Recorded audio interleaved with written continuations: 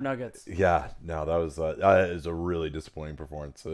But no, we're looking at the Toronto Raptors and the Philadelphia 76ers for the right to go to the Eastern Conference Finals to face the Milwaukee Bucks. The Sixers brought it back here with a blowout Game 6 win.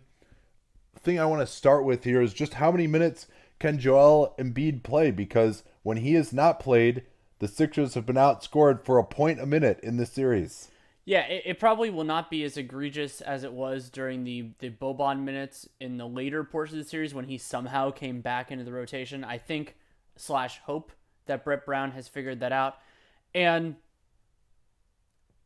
I'm excited to see Philadelphia in a road game seven because this is an extremely high variance team. Like their highs are super high and their lows are, for a team as good as they are pretty low. And I like a high variance team in that disadvantageous situation because if you're not playing close to your best, you're probably going to lose anyway, unless the other team misses 17 of 23s or whatever it was. So I'm excited for that, how the role players play, but these games, as we saw in the first one today, are often determined by if the stars step up or if the stars step down. Well, and it's also determined by who can make an open three pointer. In the first game today, the answer Yeah, was no one. nobody. But really, to me, the Raptors, substantial favorites, obviously, with the history of game sevens. I think they're the better team, and they have the best player in the series. But you mentioned Philly as a high variance team. They certainly can win these games. And I think the biggest variable to me is going to be how do Toronto's role guys hit open shots? Is it Gasol passing up shots, but he was 3 of 5 on threes in game 5? Serge Ibaka probably not going to hit the three pointer very well, but the mid rangers are those going to go in Yeah. for him? Same thing with Danny Green also. So I think Kawhi is going to show up tonight. I expect him to be great. If Toronto, who has had better shot quality per the second spectrum tracking over the Sixers in all 6 games of the series, if they can just make the open shots that are generated, I think they can win this comfortably. Otherwise, I think it's going to be an absolute nail biter. And if I'm remembering correctly, there have been 3 games played in Toronto. Two of them were just demolitions, and then the other one was Yes, was the win that Philly had. right. So, yeah, I mean, Philly has it within them to play a really good game. I thought they were fantastic in game six in ways that were sustainable and unsustainable, but the sustainable parts were really important. Jimmy Butler has been big over the more recent games of this series. Philly, other than the center spot, I think they know what they are in terms of their rotation and minutes. And Ben Simmons' engagement is going to be another it's such a swing factor for the Sixers because they have a lot of other guys that can have the ball in their hands. They have a lot of other guys that can make a difference, but can he do it in transition? Can he try to create some advantages in the half court? Press his physical height and strength in certain circumstances advantages. So yeah, this is gonna be fascinating. I'm excited for this game, and then I mean we have an extra beat. We can talk about the potential long term significance of this game for both franchises. No, we can't. The next game begins in 1 second. Can't discuss it all. But yeah, obviously, Kawhi, you have to imagine that he is gone if they lose it in the second round. You have to imagine that Brett Braun, Mark Stein's reporting over the weekend indicating that he would not survive a second round exit. Very strong chance at a minimum that he doesn't. Jimmy Butler, Tobias Harris, free agents. Then Marc Gasol could be a free agent. Danny Green will be a free agent. Well, he technically could actually Well, extend, but and also in Philadelphia's case, more so than Toronto, because I think we know ownership's willingness to pay the tax and how deep are they willing to go. Because Philadelphia this summer, there is a threshold question for this season, but the more important part is that if they commit to this group, whether it or any group of guys, they will ratchet up in cost because next year Ben Simmons gets his raise, whether it's through an extension or through a yeah, deal. And so if they commit a ton of money this year, whether it's good money or bad money, in all honesty, then that's who they are for probably the next 4 to 5 years.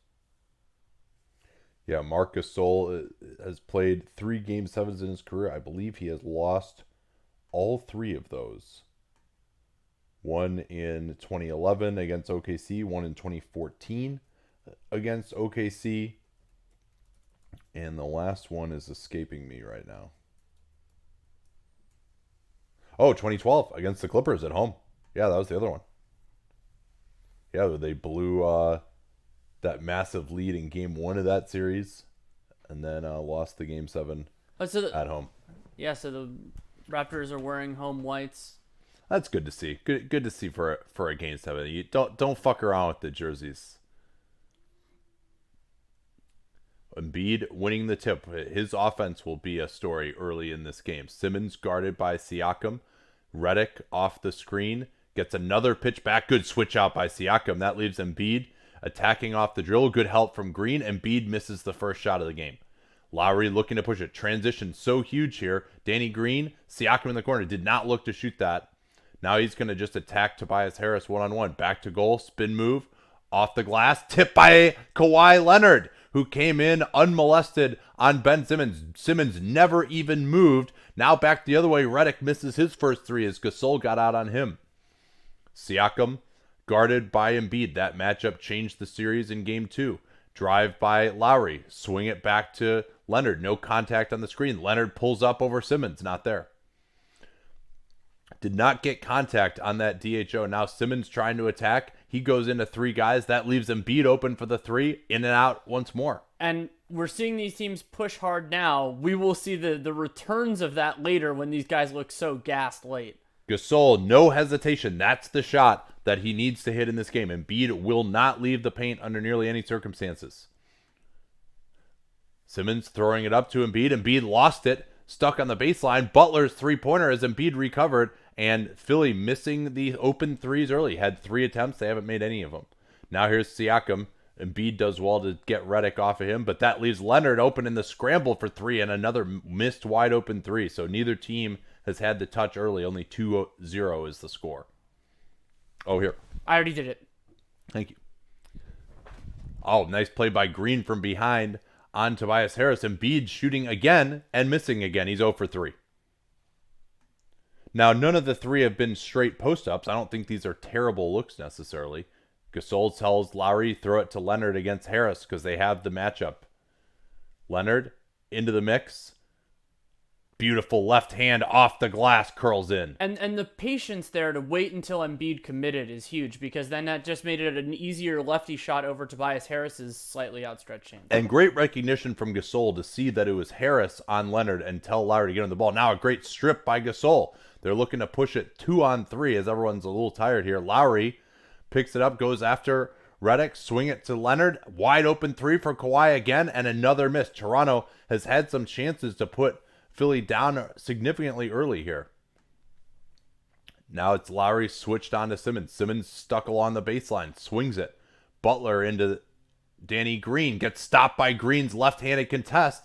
Toronto with the loose ball. Great Toronto defense so far here. Siakam is going to look to attack Embiid in transition. Beautiful move. What a beautiful step to his right.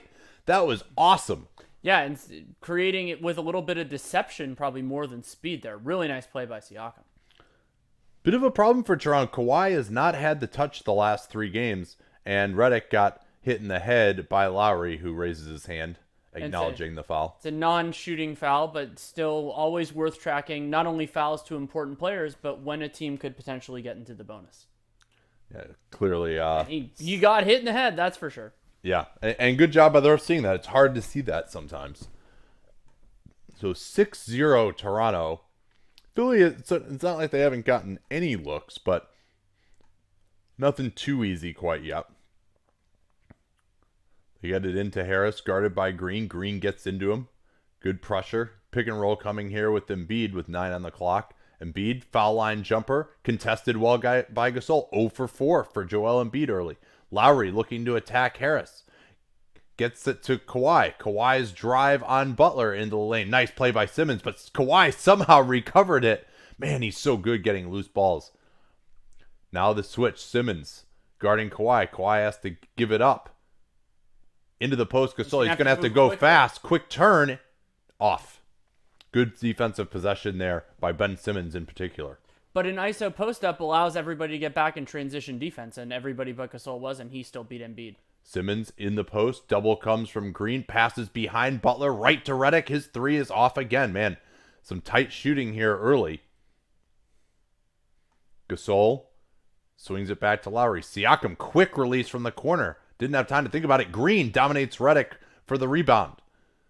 Now Leonard goes for his three-pointer. Way short again. He's been way short on all of these, but somehow he gets it back over Simmons. Now hits Siakam. Back out Gasol, back to Siakam. They like that matchup on Harris. Quick rip through. Harris stays with him. Pump fake. Siakam way off. Great defense.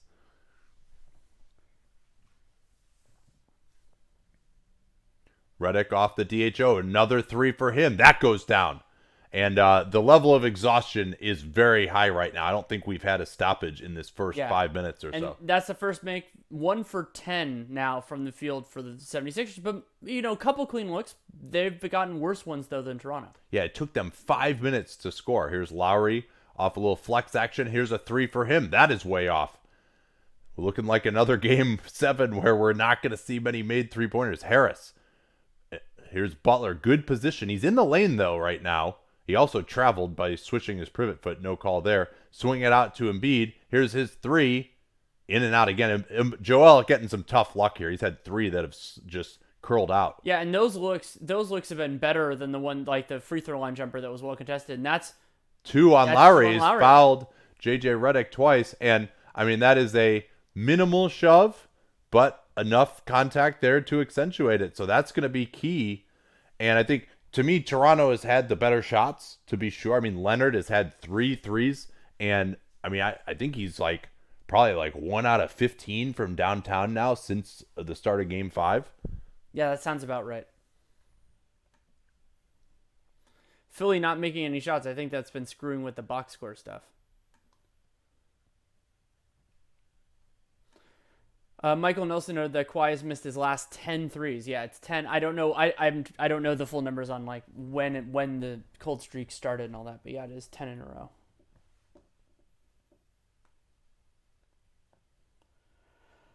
What do you make about the rumblings about Brett Brown's job being on the line tonight? I don't love it. I don't really know what he was supposed to do with this kind of personnel. Now, I do think the Sixers slightly underperformed defensively relative to their personnel, but they don't have as many great defenders as they used to. This is not the same team, and also the groceries that were purchased by Elton Brand did not give him much to work with on the second unit. Remember, they're starting, when Joel Embiid was on the floor, they defended pretty well. Not I don't think it was as amazing as last year, but I think it was somewhat close. And then they just were a disaster when he was not on the floor because, surprise, surprise, they had no other defensive, bigs in particular.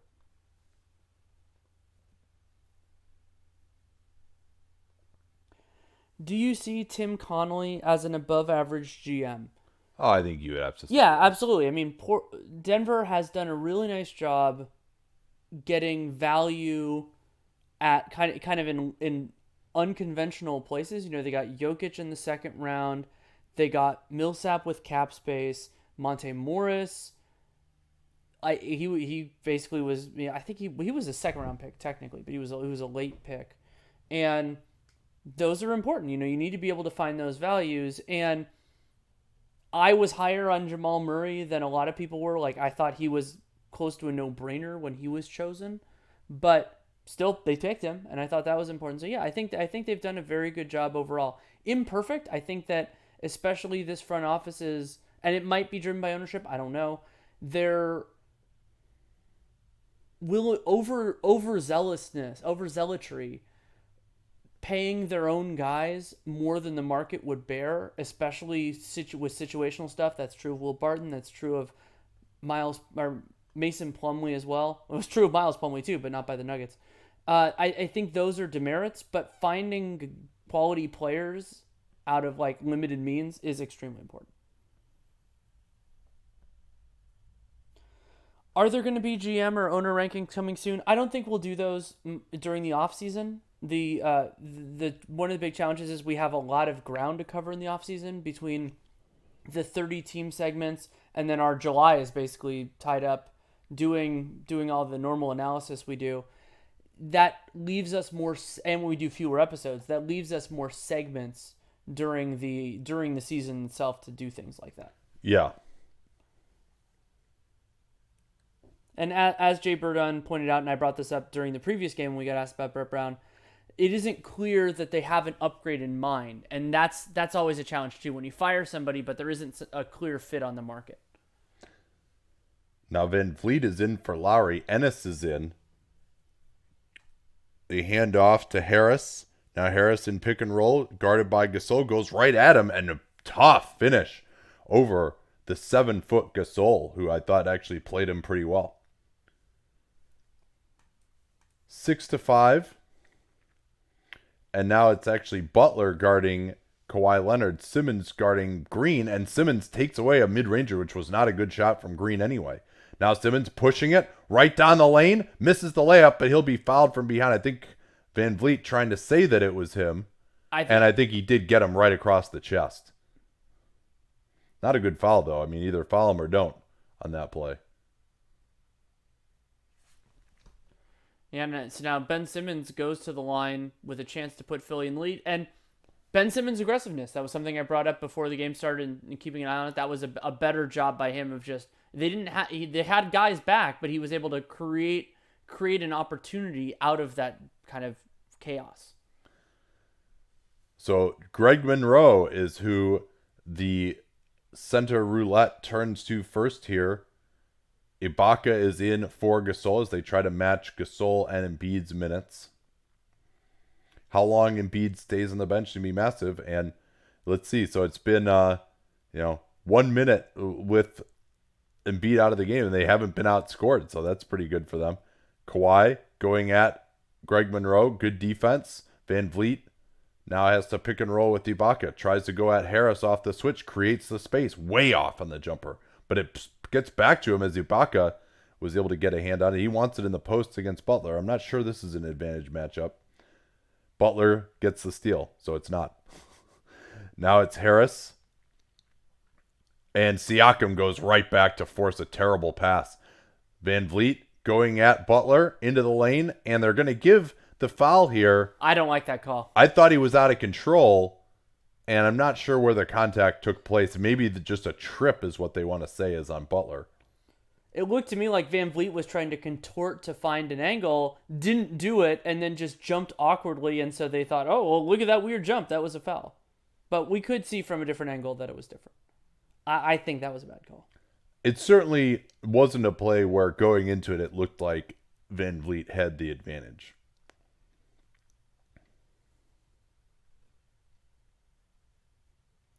Couple of free throws from him. Toronto leading by 1. I think Philly has to feel great about where they're at so far right now. Absolutely. Monroe at the nail, handoff Butler.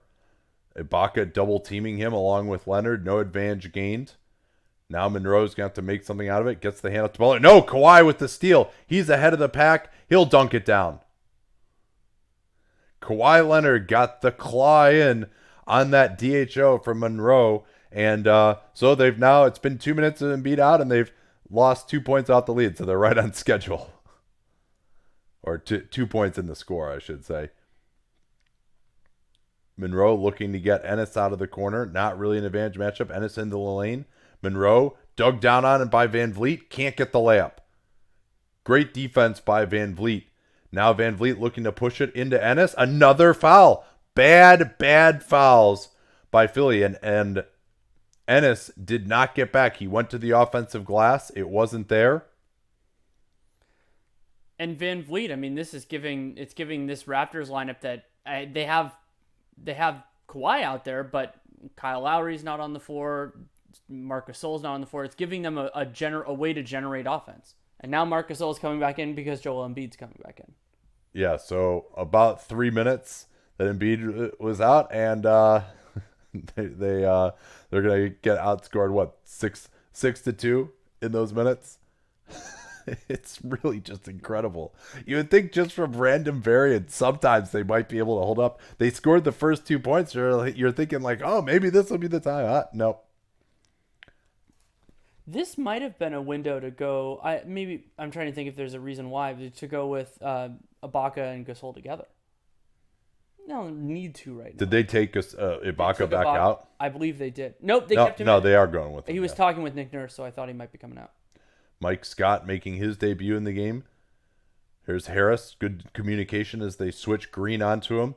Now Harris going to drive into Gasol. Pass weak side to Simmons. Tipped away from Green. Away from Embiid. And now Green is in transition for the not very stylish dunk. And it'll be a timeout for Philly. They have 7 points on 17 possessions. A 41 offensive rating so far. Well, and you know what else is important? Game 6, Toronto didn't get out on the break. Credited with 10 fast break points out of their 14. Wow, that's crazy. I do think that a lot of that's the official score. Yeah. I think maybe they have like an official score who's a little more generous on that stuff. But yeah, I mean, they've had two just straight up leak out dunks. Van Vliet, I think he's right actually, because Van Vliet has had two free throw or 2 times where he got fouled. He got the 2 fast break dunks, and then there's one more that I guess I'm forgetting right now. But yeah, Kawhi steal. Is that already counted? yeah, I had that. Yeah, the two runouts I said. Okay. Yeah. Oh yeah, okay.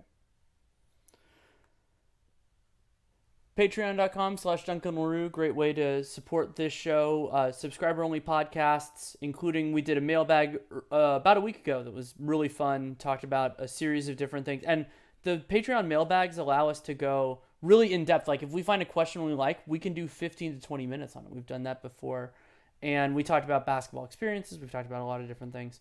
And supporting this, because we're not ad-supported.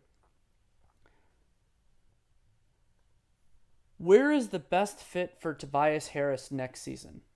So for me with Tobias Harris, you want him to be a complementary but important offensive player and not the best defensive forward. No. Truthfully, a team that's not trying to win a championship, because the amount of money that he's going to get paid compared to the level of player that he is, it's going to be tough to have more run of it. A team that's trying to make the next step, get into the playoffs, be first round fodder. Like, Can I say much better fit on Can that I say team. the Orlando Magic? He would be a Yeah. fit. Well, as far as teams that actually have the money, They couldn't clear enough though. yeah, Utah was mentioned. He would be a good fit there. Yeah, that could work. As your and second, that's also the idea of the defensive forward thing. If you have Rudy Gobert in their system, that works functionally the same. Yeah, that would work. I'd be good with that.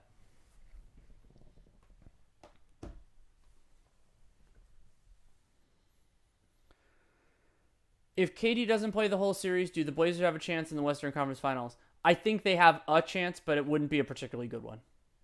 They would be, if Durant didn't play a single minute, I would have them as serious underdogs. What do you think of Norman Powell's contract? $10 million a year for 4 years. It is a negative value contract. You know, he and Josh Richardson got the same basic deal. Josh Richardson's looks a whole lot better. And granted, some of that was because both guys were artificially limited by the rules of extensions. But yeah, I mean, Norman Powell is, to me, a pretty unambiguous negative at that value. I mean, most guys who cannot be starters would be, and he is not there. So we're going to be back here in a moment.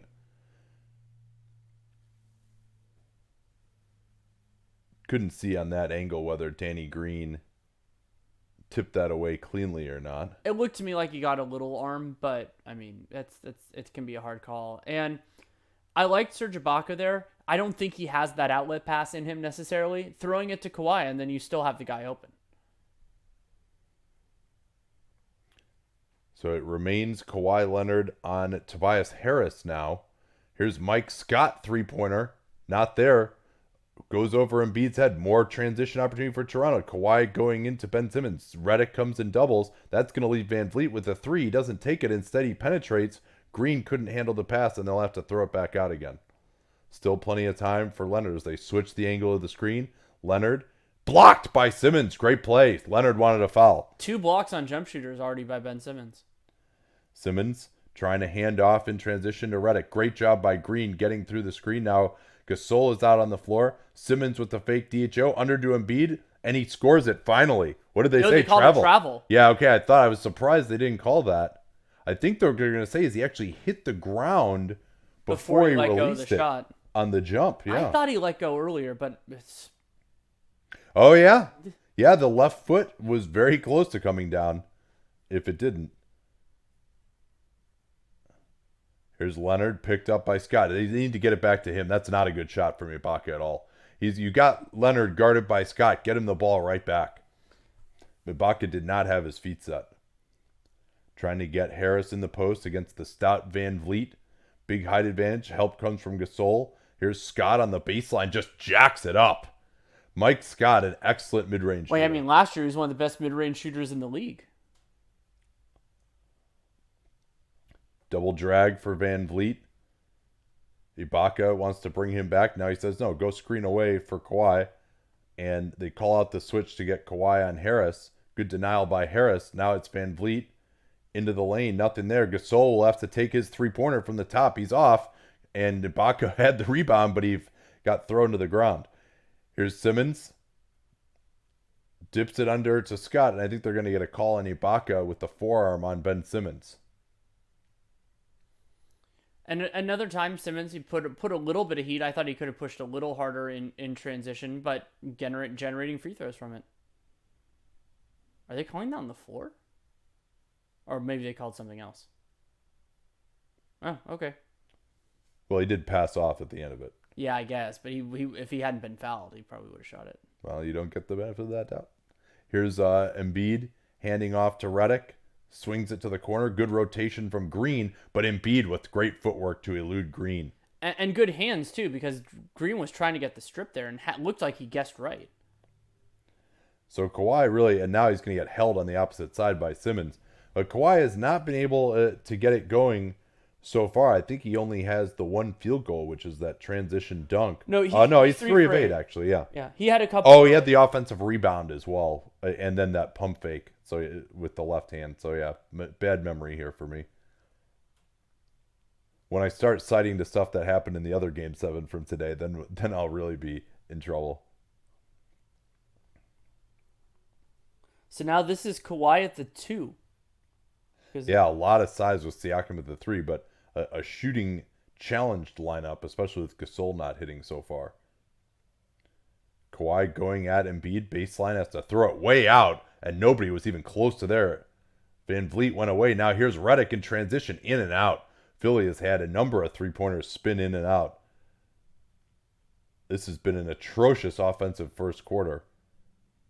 Get it back to Kawhi. Into the lane on Butler. Bothered by Simmons. Has to get it out. No, bad foul by the Sixers. Kawhi was pretty bottled up there. Yeah, you have to wonder with Kawhi. I mean, his minutes load in this series, the first 4 games, was immense. And maybe he has started to run out of gas here towards the end. And you can think about, that play was a great example of, if you play Kawhi and you don't have that much spacing around, it's so much easier to get extra bodies in his way. Now, probably not going to steal the ball from him because Kawhi does not turn it over, but it's just extra stuff for him to deal with. And that time you saw the 2 kind of pump fake, jabby things, and he isn't able to get all the way into a rhythm. Yeah, I mean, okay, so the offensive ratings so far in this game, Toronto, Cover 70, your ears. Philly, 50. Yikes. Jimmy Butler has done little so far. Toronto doing a great job of guarding on those DHOs. High screen roll, no contact made at all on Leonard. And this is an interesting decision here to have Leonard guarding Butler, who has bedeviled them in this series, and Kawhi has completely erased him so far. Here's Van Vliet, more transition, misses the layup, but Redick tips it out of bounds. It'll stay here. I think Redick was trying to sell a foul there too, but he also tipped it out. Van Vliet has done well pushing the pace so far. Yeah. Well, and that was a non-fruitful Toronto transition opportunity though, but he pushed it well. It just didn't work out. Leonard into pick and roll, gets Ennis on his back, now steps back, gets him in the air. Floating jump is not there. Ibaka offensive rebound goes up and is hacked from behind by Scott, or at least Scott is trying to claim credit for the foul. So it really seems like fouls right now are going to make the difference in this game. Have we noted that Ben Simmons has two?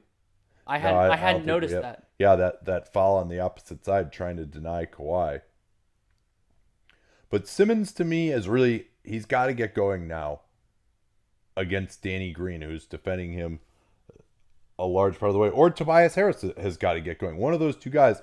Now that Kawhi, who is a good help defender, now that Kawhi is guarding Jimmy Butler, I don't know if Jimmy Butler's going to have a lot of success. And also interesting will be to watch if Joel Embiid can really help Butler get separation against Kawhi on these screens, or whether Kawhi is just going to get right through him every time. Here we'll see it again now. Go under, no advantage gain there. Try to switch it and get Kawhi off. They switch back, though, on the weak side. Now here's Redick. Got space on Van Vliet. Fires, not there. Redick has been forced to his left on a lot of these shots where he's not as good. Siakam pulls up for the mid-ranger. I mean, with the way these guys are playing, if you can get an open shot, you might as well take it, but that wasn't even close. 18-11 is the score. And there's 7 minutes left in the first quarter, right? Siakam is on Butler. He doesn't get through screens as well as Kawhi. Butler into the lane, goes at two guys. Beautiful footwork as both Gasol and Ibaka were there, and Butler got past both of them. Now Van Vliet's got a chance to get a shot off here. Throws it up. Ooh, oh, that was close. It was. So we hit the end of the first quarter. Philly is down 18-13, and neither team hitting threes. 1 of 8 for Philly, 0 of 8 for Toronto. The biggest difference right now is the free throw line. Toronto has gotten there 8 times. A lot of their transition opportunities, instead of generating clean looks at the basket, have generated fouls, including Fred VanVleet's 4. That 6-point margin almost mirrors it, especially because it's just a difference of 1-3 or 1-2. Also, the possession game running significantly in Toronto's favor. The Raptors have 5 offensive rebounds. Philadelphia has 0. The Raptors have the turnover edge 3-5. Yeah, and with similarly terrible shooting from both sides, that has been the difference thus far. Your leading scorers: Kawhi Leonard, 8 points on 9 shots, or actually 10 shooting possessions. But hey, that's actually one of the more efficient players in this game so far. It's looking like it's trending that way. The leading scorer for Philadelphia is JJ Redick with 3. Yeah, Embiid 1 for 6. Butler 1 for 4, Redick 1 for 5. Tobias Harris only has 1 shot, but he's made it, which makes him the most efficient Sixer so far. Siakam has gotten little going. He's 1 for 5. So hopefully things will improve here in the second, just a little bit. Yeah, I mean these teams do have high defensive ceilings. They can make shots hard. And I think this has been a mix of guys missing shots they normally make and some good contests. I think Toronto in particular has done a nice job. So looking at the shot charts, the big number that's the problem for Philly right now is only 4 shots at the rim. You can say, all right, they're missing jump shots. They'll start making those to some degree. Well, but if you only get 4 shots at the rim, that's not enough. Plus, they have no offensive rebounds, and I think those things run together pretty well. Absolutely. And 2 free throws. What's it look like for Toronto? The Raptors, so they have 6 shots in the restricted area, so that's a little bit more. They've also gotten to the line 8 times. And 0 for 2 from floater range. They've missed all 8 of their mid-rangers. Some of those have been pretty tough looks, including, they've had 2 of those blocked by Ben Simmons. And then the Raptors, 0 for 8 from 3. So they have not made a jump shot in the game so far. They have not made a shot away from the paint other than free throws. Yeah.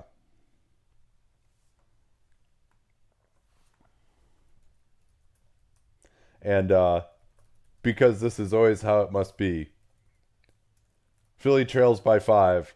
Joel Embiid is +1. It's so great. And Embiid has played 10 minutes, and they're outscored by 5 in the 2 minutes that he sat. I mean, now, and his fatigue level is going to be a massive story towards the end of this game. I mean, because clearly Brett Braun is well aware of those splits, and he's going to have to play him as much as he can.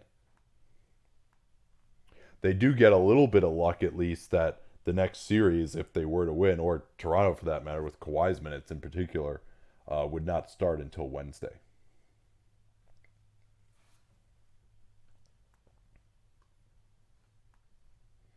Kawhi is going to sit it now to start the second.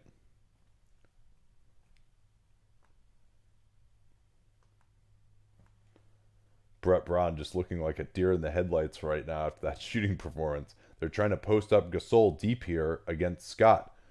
Lowers his shoulder. Good double comes from Embiid, but that leaves Ibaka open. Embiid closes him out. Out to Lowry. His deep three is way off. And Ibaka's unwillingness to take that three, which he worked on so much in his career, was damaging on that play. He had the best look, did not take it. They're trying to post up Butler. He tries to go back door. Help is there from Ibaka. Now Butler finally gets it. Creates space against Ibaka. Passes away from Redick. Redick has to fade. 3 on the clock. Embiid falling away. Rebound Ibaka. No, I was about to say they were going to call a foul underneath, but they did not. Now they throw it ahead. Danny Green with the size advantage on Redick, but great help from Embiid to take that away. Ibaka. Now he takes the 3 and hits. Of all people to make a 3-pointer in this game, Serge Ibaka gets the lid off the bucket for Toronto. 8-point Toronto lead. Butler, hounded by Siakam, uses his change of speeds. They swing it. Here's Ennis, gets past Ibaka, floats it up over Lowry, but was worried about the charge and misses. Lowry looking to push it. Trying to get past Ennis. And this will be... Oh, that looked like it went off of Ennis's foot to me. Yeah, let's see. I couldn't tell what happened, but Lowry not complaining. Yeah, I think it did hit his foot. I couldn't tell what happened there and why it was so obviously the other way. But Lowry did try to go somewhere. He had nowhere to go. That's a fair point. Here's Embiid. Face up on Gasol. Not there. Ennis with the rebound out of the corner. Lowry looked like he hurt his hand. Embiid trying to improve on 1 for 7. Double team comes from 3 guys. He swings it. Butler down the lane. Closed down by Ibaka. Now Scott. He'll drive for the floater. Way off. And Embiid looked like he shoved Gasol in the back and did not get called for it. Yeah, Gasol probably worry it a little bit. Yeah, he could probably worry about trying to box out more instead of selling the contact there. So Embiid on the board. Siakam trying to go at Embiid, gets him with the spin move and blew the layup. But and they call a foul. Yeah, interesting. I think they're going to say that Embiid shoved him in the back as he went up. God, how many finger injuries have we seen so far in these playoffs? Yeah, they're working on his left thumb, it looks like. Well, I guess the thumb is and the thumb is important, as it turns out. Fortunately, on his left hand, though. It's what separates us from the animals. Said the weasel. Different reference. And other primates. I know. No, I was using the weaseling out thing. Anyway. Yeah. So these are some important free throws for Siakam. He hasn't gotten into a rhythm offensively. He had that beautiful kind of righty shot past Embiid, but a little tentative on his jump shot so far. And, I mean, we've seen how his game has been affected by Joel Embiid not only being his cover, but being at the rim for a lot of these. And Kawhi's back. Yeah, got about 2 minutes of rest. And they didn't. And they actually expanded the lead with these free throws. Yeah. But, I mean, the offense looked pretty grisly for a lot of that.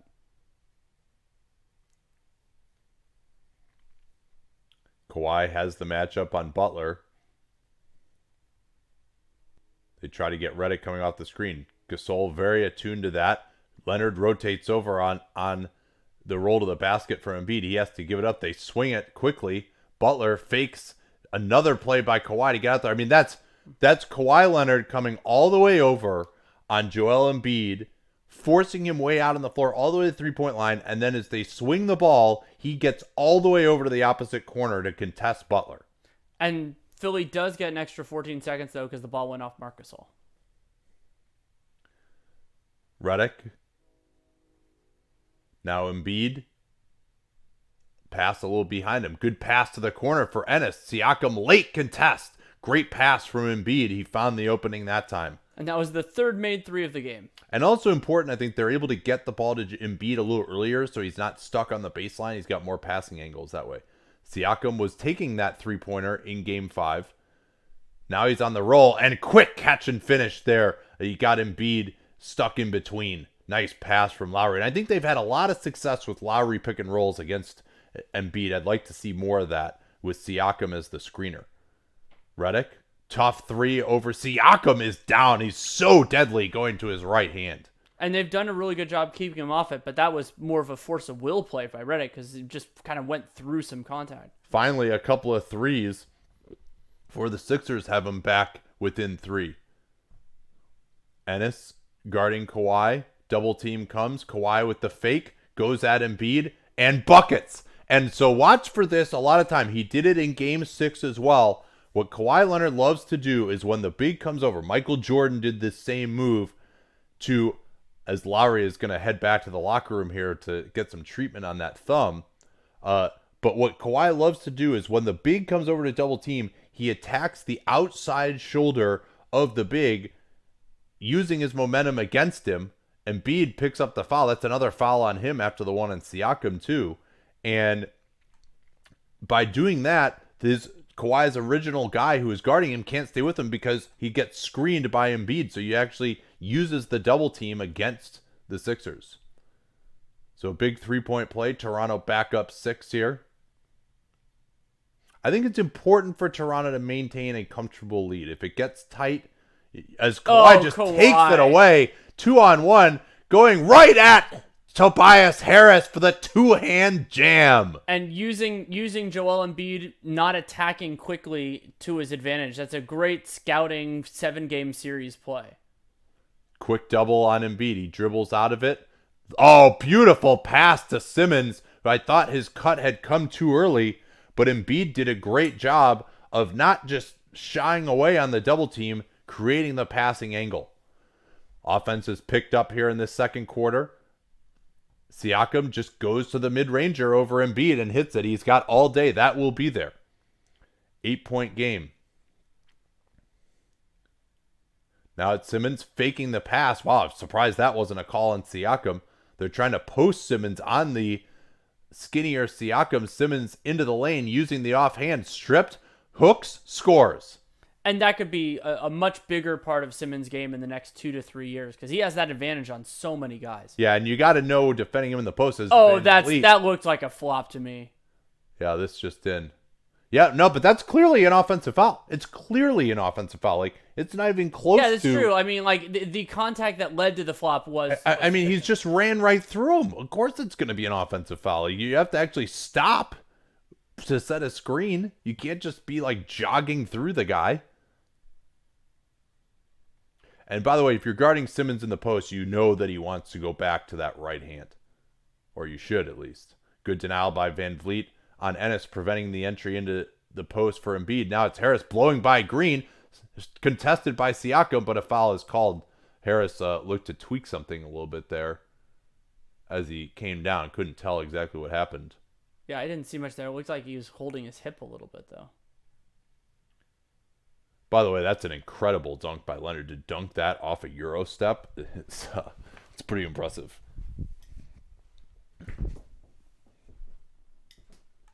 Time for some questions. Do we have a second delayed feed going? Yes, we do. That is the approach that we have. And if you want to, I mean, I recommend watching the game instead of watching us. But you'll notice sometimes when a play happens, you'll see our line of sight change, and that's because we have a second TV that runs 5 to 6 seconds behind, and so that's how we've fine-tuned it over the years. Originally, we had a little bit tighter of a timeline, but then what you want is talk about the play, then look up and see it. So that's why we ended up around 5 to 6.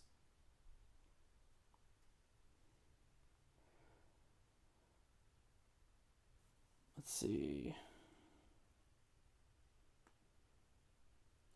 Who is a better matchup for Milwaukee? Well, I would say that Philadelphia is a more favorable matchup for Milwaukee because they do so much that goes towards the basket. Milwaukee is unbelievable at doing that, and Philly it's great when they can get to the free throw line. Milwaukee doesn't foul, and yes, Joel Embiid creates problems for Giannis just by virtue of him being in the lane. But I think the big problem for Philly is that I don't think they can score on the Bucks. And if they can't score on the Bucks, then Milwaukee will get some stuff in transition and they'll make it work.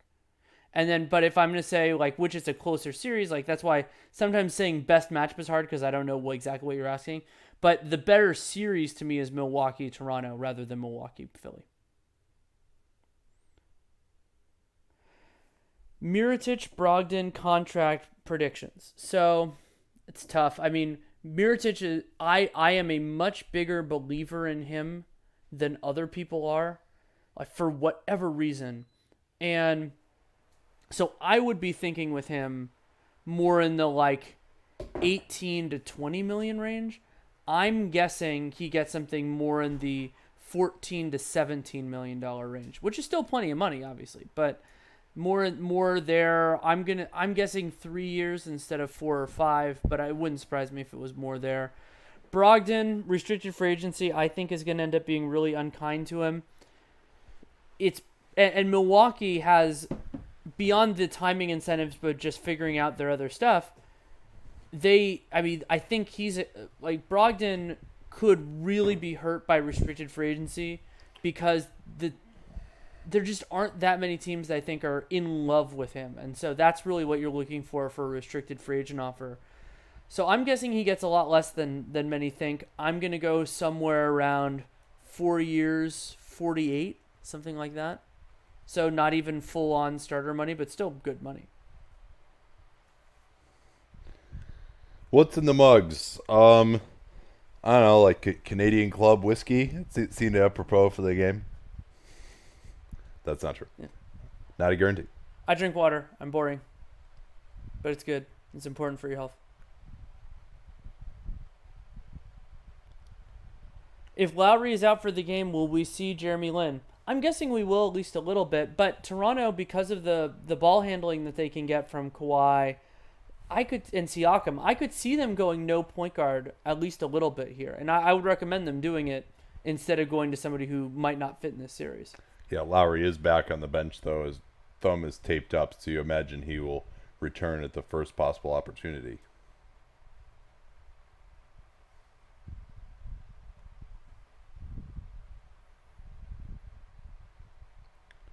Philly hanging close here as Toronto has started to play better. High screen roll, Van Vliet. Now it's Siakam popping out. Top side on Leonard. He gets the ball, though. Oh, no. Ennis got his hand in there, and it'll be Philly ball. Little too nonchalant between Siakam and Kawhi and James Ennis. That's just a little kind of extra effort play. The other thing that's interesting to watch for, I've noticed a lot, is you see those extra effort plays much more in the first couple of possessions after a timeout or when a guy comes back in the game. Mm-hmm.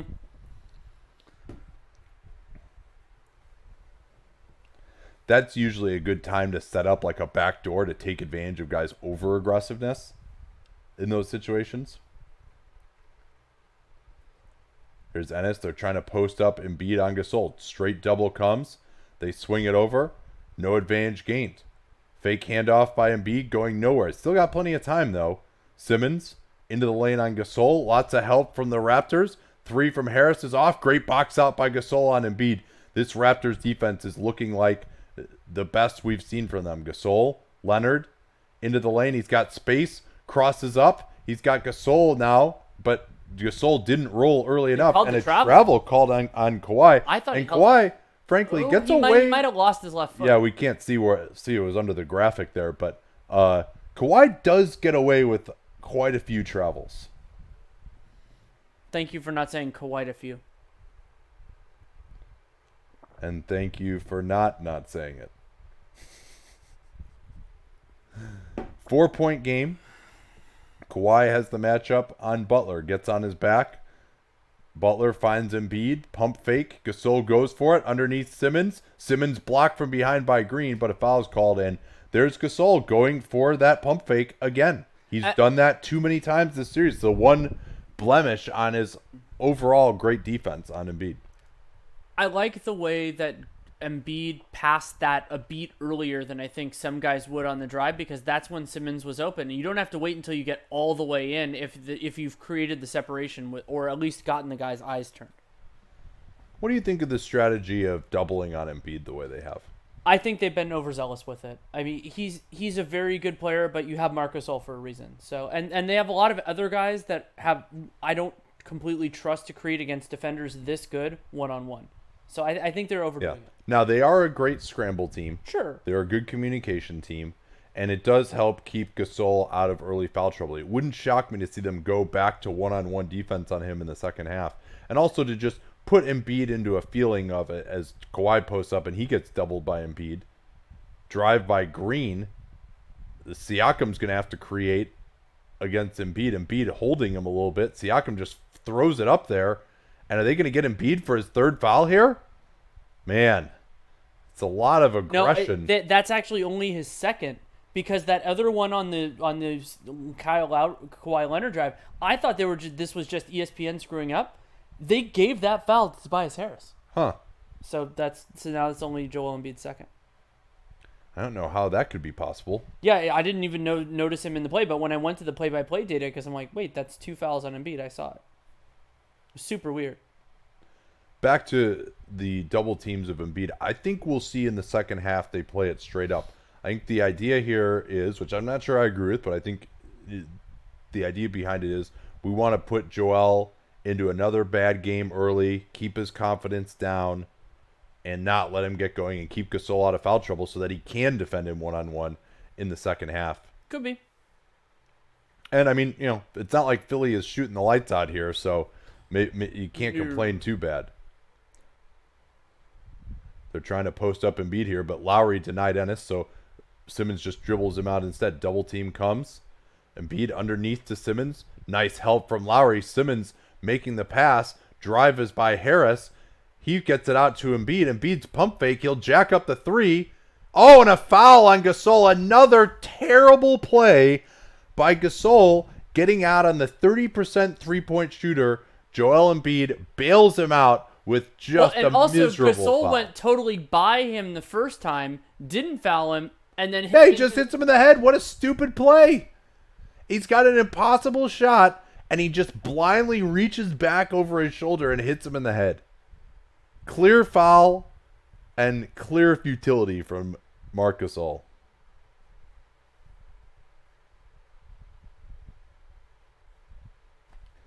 That's so terrible.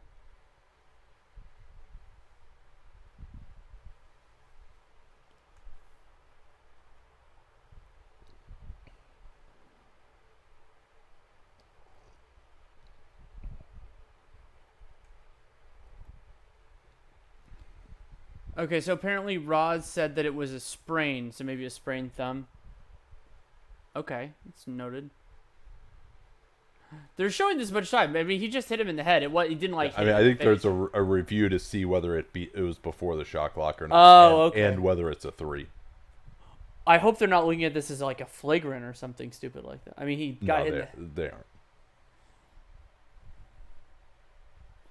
Are the Warriors happy about drawing Portland instead of Denver? Yes, they are. Portland, the way they succeed offensively, the way they attack defensively is something the Warriors are extremely comfortable with. They've beaten the Blazers shorthanded before, and they're probably about to do it again. And Denver, yeah, they made some silly mistakes sometimes, but I think they had a higher ceiling, and they're healthier, obviously, than the Blazers are.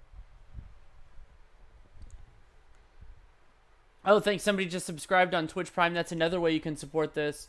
Basically, what you do if you're on Twitch, whether you watch the show on something else or not, you connect your Twitch account if you have Amazon Prime with that, and you get a free, if you're a Prime subscriber, you get a free Twitch subscription. You can just throw that our way, and we get a little bit of money from it.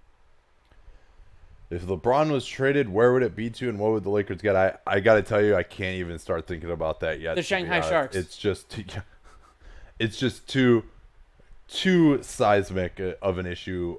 Maybe if they're terrible again by the trade deadline next year, it'd be something they might look at. Somebody asked if that was the dumbest foul of the playoffs. It's up there. There have been a couple Euro fouls in the bonus. Like, I think Durant got Euro fouled in the bonus, and that was really bad. But that might have been dumber.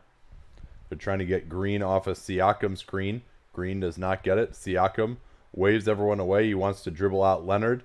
Now Leonard closed down nicely by the combination of Embiid and Ennis. And Leonard he's not quite had the explosion on those step throughs. That's not the shot he wants to take. They've defended him well. And Toronto knew Siakam wasn't going to stay out there for a pick and pop. It would have been there if he had done it, but that's not really in his game yet. Here's Ennis. Oh, he Nice drives in on Lowry, who has the 2 fouls. Danny Green got hit in the face. They're going to get a timeout here. And Philly takes their first lead. To me, Philadelphia should be thrilled that they're still in the, I mean, Toronto outplayed them early to me, but didn't make a ton of shots, and so they're right in this game. They have the lead going. We're 4.5 minutes from halftime.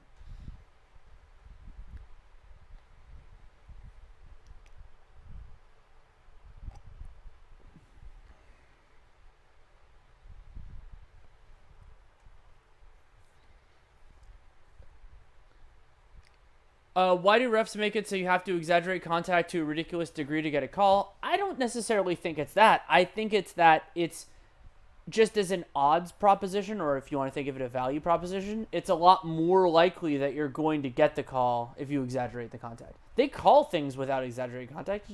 It's harder. Yeah.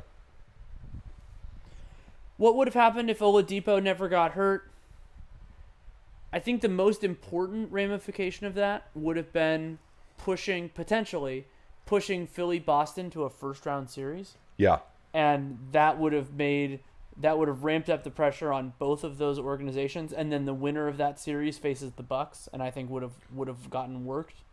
So I probably would have picked Indy to win their first-round series, because if they got the 3 or something. If they had gotten the 4, I wouldn't have. But then I would have picked them losing to Toronto in the second round. But I mean, they were a really good regular season team when they were healthy, and I have a lot of respect for that, though I still very skeptical of them as a playoff team, even at full strength. Yeah, the numbers continue to be ugly here. The pace is slowing down even more now. And Toronto now trailing 87 offensive rating. Philly is starting to score reasonably well. They've hit some tough threes, and obviously that 3-shot foul on Embiid was a killer. He made all 3 of those free throws. Yeah, it's a good point. If Brett Brown gets fired after this game, who would be a good replacement? Part of the reason I don't think it's a good idea is that I don't have a particularly good replacement in mind here. I mean, offensively, with their personnel, it's hard to do. I mean, it's also possible their personnel looks different. Like maybe if they swap out one of their expensive guys with somebody else who's a lower usage player, it looks better. But I don't know. I mean, I don't think Ty Lue would do a better job there than Brett Brown has done. Yeah. And I don't grade out assistant coaches because I don't know their stuff well enough unless they've been a head coach at a previous stop. Yeah, I mean, it's really, to me, what can you point to that Brett Brown hasn't done well enough at this point to where there's low-hanging fruit for this team? But, I mean, dude, they could win this game very easily. Like Toronto, I do not like the way Kawhi Leonard looks so far in this game. He's missing these jump shots, and they're not even close. So Andrew has a username, asks, what's a Eurofoul? A Eurofoul, inspired because it originated in European basketball, is an intentional foul meant to stop a fast break. And a lot of European players do it. I mean, a lot of non-European players do it too, like Andrew Bogut, who's Australian. But that's really because it started in European basketball, and that's why we call it that. I do not know who originated the term. I don't know if it was you or if it was somebody else. I think it might have been me. At least I as far as I know, it would be I was the independent first creation one. at bare minimum. Yeah, I mean, it wouldn't shock me if someone else came up with it. It's not like some brilliant term. All right, here we go. I'd like to see more of Lowry in pick and roll. Here they get Green. Now it's Gasol at the elbow. Handoff. Kawhi, good job by Harris switching out. Gasol is going to have to post up here on Ben Simmons. Gasol has not scored yet. Goes to the fadeaway. Leonard on the offensive glass, but 3 Sixers go to take it away from him. Great effort from Philly. And Marc Gasol is going to need to give the Raptors something if they're going to win this game offensively. Simmons posting up on Green. Out to Harris. Wide open from the top. Tobias Harris. Nothing but net. And that's only his 3rd shot of the game, but he's made 2 or 3. Yeah, and Ben Simmons getting into a post-up. Here's Ibaka's three-pointer. Ibaka with 2 threes for the sub 30% 3-point shooter. Of course, has been much better in previous seasons. That was a really important shot, I think. It seemed like Philly was starting to gain some steam. They're trying to get it in the post to Embiid, guarded by Gasol. Double team comes. Rotation comes as well. Swing it around. No real advantage gained there. Here's the drive by Harris on Lowry. Floats and scores. And I like Philly. I mean, to me, if you're Philly, throw it into the post to Embiid. Made him to double every time, especially if it's early in the clock. Here's Lowry. As Embiid just went away, Lowry said he got shoved in the back because he missed the layup, but no call was made. Here's Simmons. Butler, catch and shoot. Way short. It was still the right pass to throw to Jimmy Butler instead of Joel Embiid, both of them getting catch and shoot threes.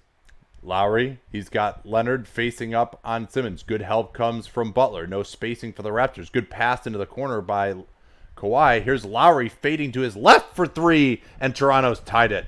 2 huge threes back for Toronto that they needed, and I don't know what Lowry's complaining about here. I think he's complaining about the missed layup, yeah. It's good of him to wait until then, though. That's a good advice for all players. Is the part of why the referees hate being yelled at when the ball is in play is because you're actually distracting them from doing their job as the ball is live. If you talk to them afterwards, you're going to get a more sympathetic ear. Yeah, FIBA has changed the rule. It's an unsportsmanlike foul, so they don't do it anymore. Totally agree. NBA should do exactly the same. Get rid of clear path. We've been saying that for years. There is no benefit to having it in the game. You can cut it out easily by making the punishment severe enough that guys won't do it. It's not complicated. And yeah, I agree. It's immensely frustrating. Would OKC improve swapping Billy Donovan for Brett Brown? Yeah, I think so. You mean they're well, I don't know that he would, but it's clear that Billy Donovan, doesn't really get through that well to Russell Westbrook. Yeah. So I mean, just another roll of the dice is better than a roll that's already a bad one. And I don't think Donovan, I think they've been good defensively, but they have great defensive personnel, and it's not a surprise that they've been. And remember, once the schedule got tough, their defense got a lot worse.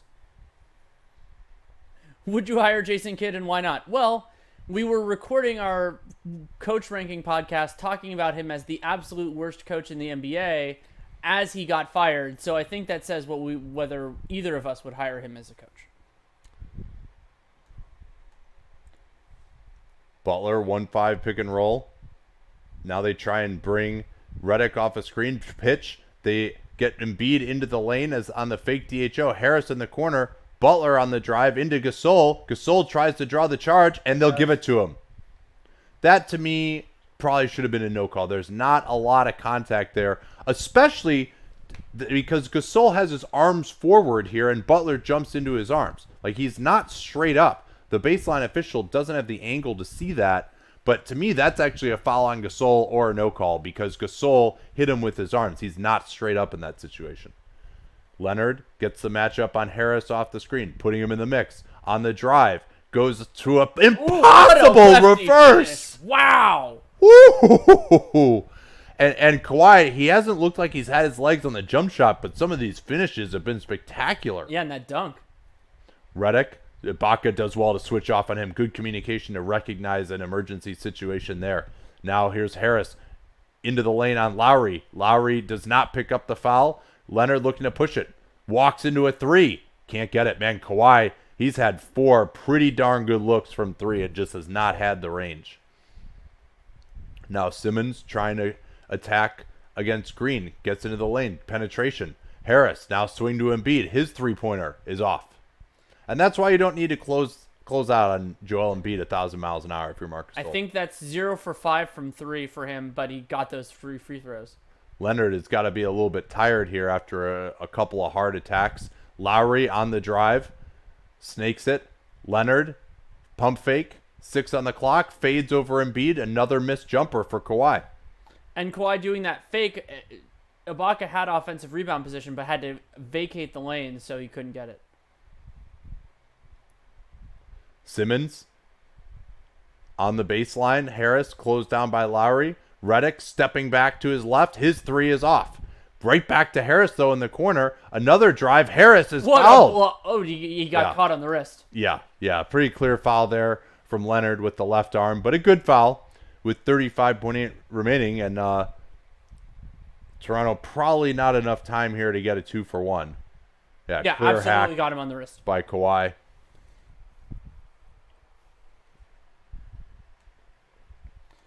And Kawhi, a low foul player, that is his first of the game. Notably, nobody has 3 fouls yet. A bunch of guys have 2. Lowry, Van Vliet, Embiid, Simmons, Butler, and that's it. Oof, bad miss there from Harris. Toronto, to me, the biggest shot of this half has been that 3 in the corner by Lowry when it looked like Philly was in the midst of a run, and that stabilized things for Toronto. Who do you think's been getting better shots so far? I think Toronto overall, remember all the transition they got early. I think that really did swing the balance. But in half-court offense, probably Philly. Yeah, I mean, and Kawhi is getting the shots that he's been knocking down most of the series. They just have not gone in.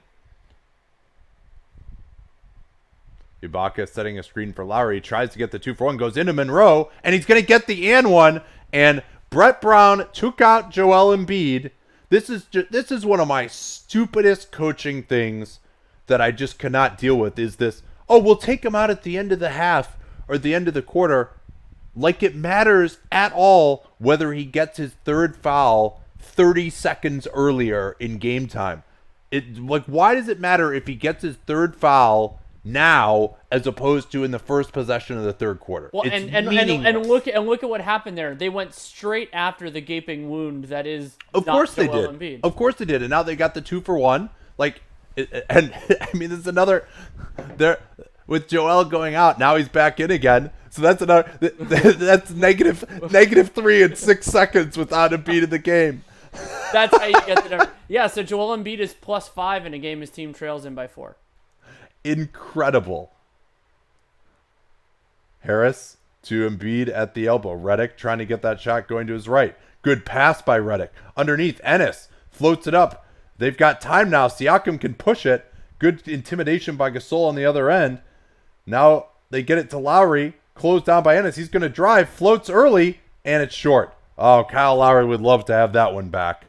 But, I mean, that's 3 points right there they gave up because they took Joel Embiid out of the game so he wouldn't get his get his 3rd foul. 44-40 in favor of the Toronto Raptors. Leading scorer in the game, Kawhi Leonard, one of only 2 players in double figures. Leonard is 6 of 16 from the field, has missed all 4 of his 3-pointers, got to the line for 3. I believe that was an and 1 and then 2 free throws. 5 rebounds, 1 assist, 2 turnovers. Leading scorer for Philadelphia, they've had very balanced scoring, is Tobias Harris on only 5 shots, 10 points, 3 of 5 from the field, 1 of 2 from 3, and then 3 of 4 from the line. So it's 10 points on 7 shooting possessions, but only 5 shots from the field. He is one of the few 76ers that has been efficient. The other one being Ben Simmons, but Ben Simmons has only taken 2 shots from the field, 4 free throws. And the bench dynamic here, we've seen that swing back and forth because both teams just can be inconsistent. Norm Powell has not played, Jonah Bolden has not played, and the overall bench totals 12-7 in favor of Toronto, and a lot of that is 2 huge 3-pointers by Serge Ibaka.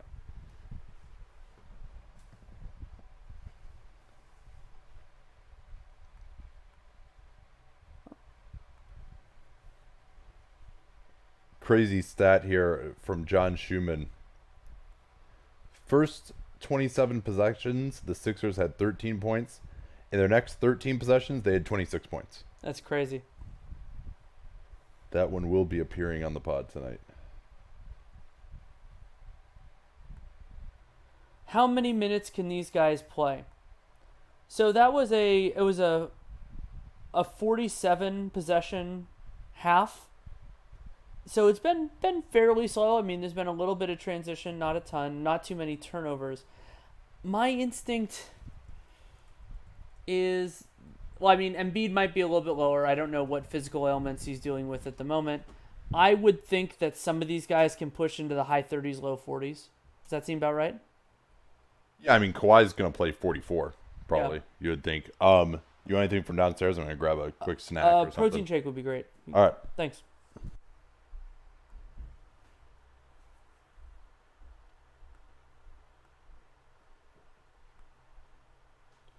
Okay, time to answer some questions. Let's say Kawhi leaves. What are the moves you would try to make as Masai Ujiri? So, my big concern with the Raptors in that circumstance, they could absolutely be a playoff team, and the combination, but the combination of being a little bit fringier there and not having a lot of immediate financial flexibility, I would lean towards going for a more full rebuild. That depends on a few factors. Marc Gasol's option, whether there is a trade market for Kyle Lowry and Serge Ibaka. But my problem with the Raptors, like if, let's say, Kawhi leaves, is that I don't think they can get back to like a conference finals team very easily, because presumably the East, like there are going to be some teams at the top of the East that figure this stuff out. I think the Bucks are going to be there again. And teams can define success however they want. Ownership can do it however they want. If Toronto's happy making the playoffs every year, they can do that.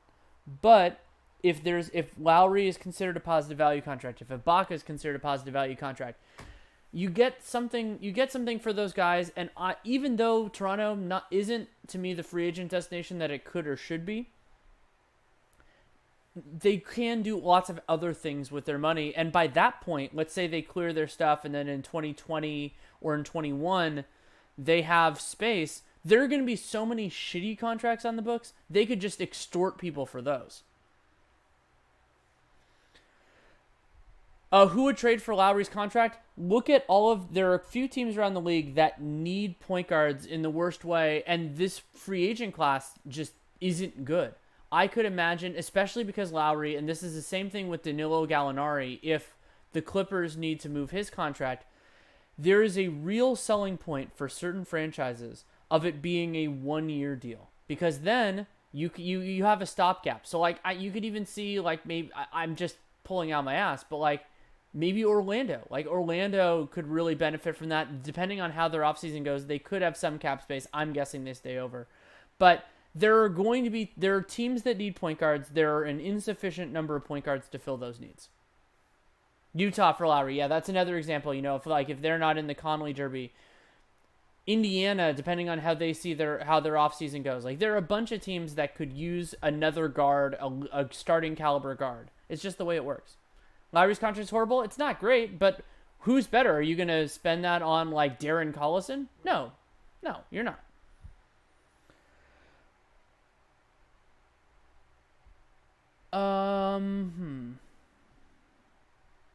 That's a hard one. That's too convoluted a question for me to answer off the top of my head. Do teams historically shoot poorly on threes in Game Sevens? I believe they do, but I don't have the stats to bear that. I think I remember hearing that from somebody where it was like Feldman or Pelton or somebody in the last couple of years.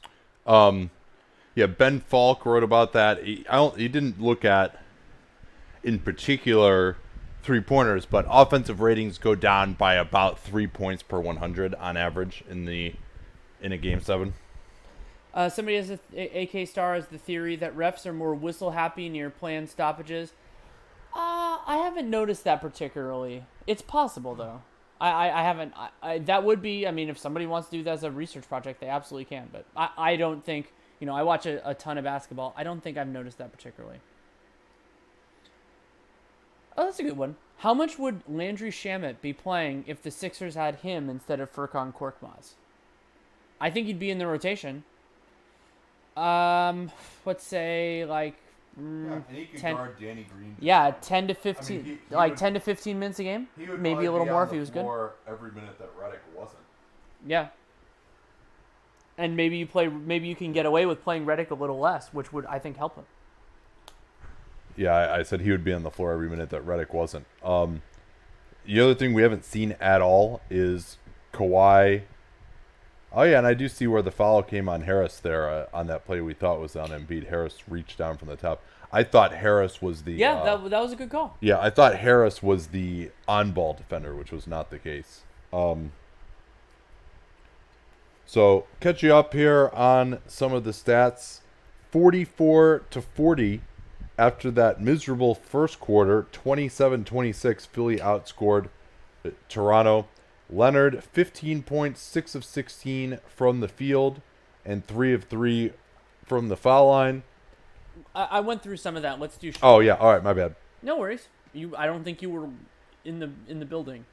I was in the building. I was not on the floor. Toronto's shot chart so far: 9 of 12 in the restricted area. They now have made two-point shots outside the paint. They are 2 of 16 on non-restricted area twos, and then they are 3 of 13 on three-pointers, and they've only taken 2 corner threes so far in the game.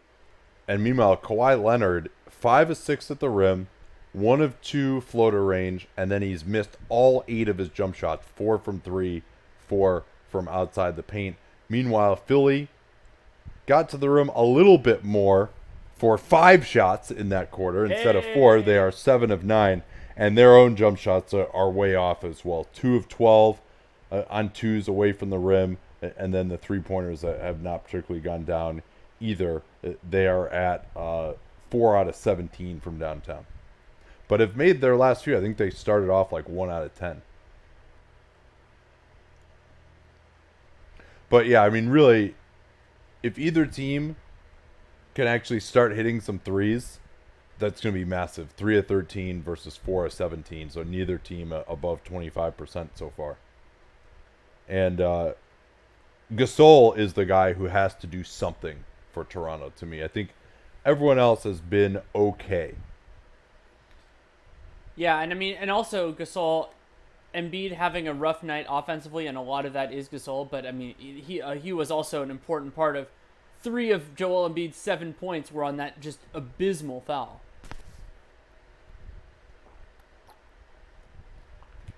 What else are you looking for in the second half here? How these coaches manage fatigue and rest.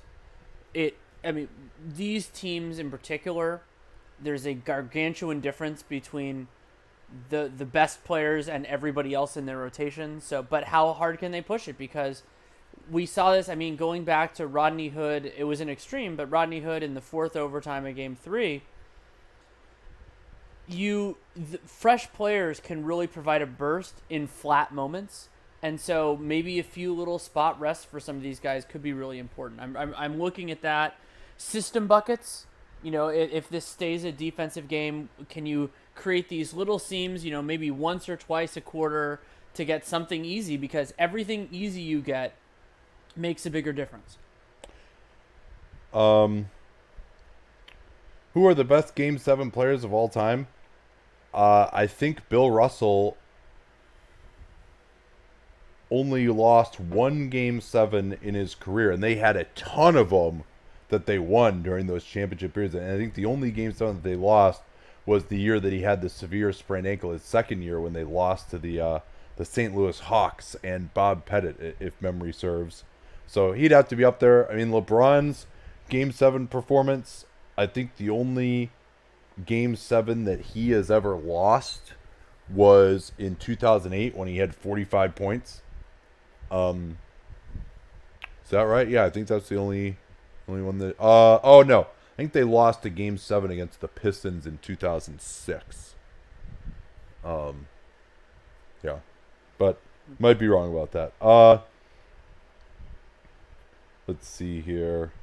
Would you try to trade Sabonis or Turner? Sabonis.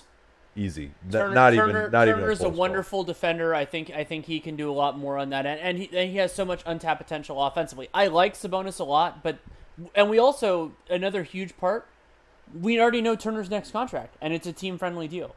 Sabonis could end up being overpaid. He could end up underpaid. But yeah, I would keep Turner unless somebody makes you a stupid offer. Bill Russell is actually 10-0. I guess that series, that 1958 series, didn't go Maybe it was 6 or something. Yeah, maybe it was 6, I guess. Yeah. Do I think JJ Redick leaves Philly? That's interesting. No. I think he stays. I'm guessing that they're going to get their timing. I think they're going to solve their stuff faster than most teams, whatever it is. But remember, if either Butler or Tobias Harris leaves, then signing Redick gets a lot harder. I still think he's coming back, though. It seems like he's very happy there. And the one really interesting question I would have with Redick is, so I could imagine him taking less than he thinks he's quote-unquote worth in Philly. I think he still has a home in Los Angeles. And both LA teams could use him in different I think it's Brooklyn is where he's really like. Oh, is that where he's at this point? And yeah. he would be a great fit there too. Yeah, but I think that's why he. That's why Philly, because it's not that. Yeah.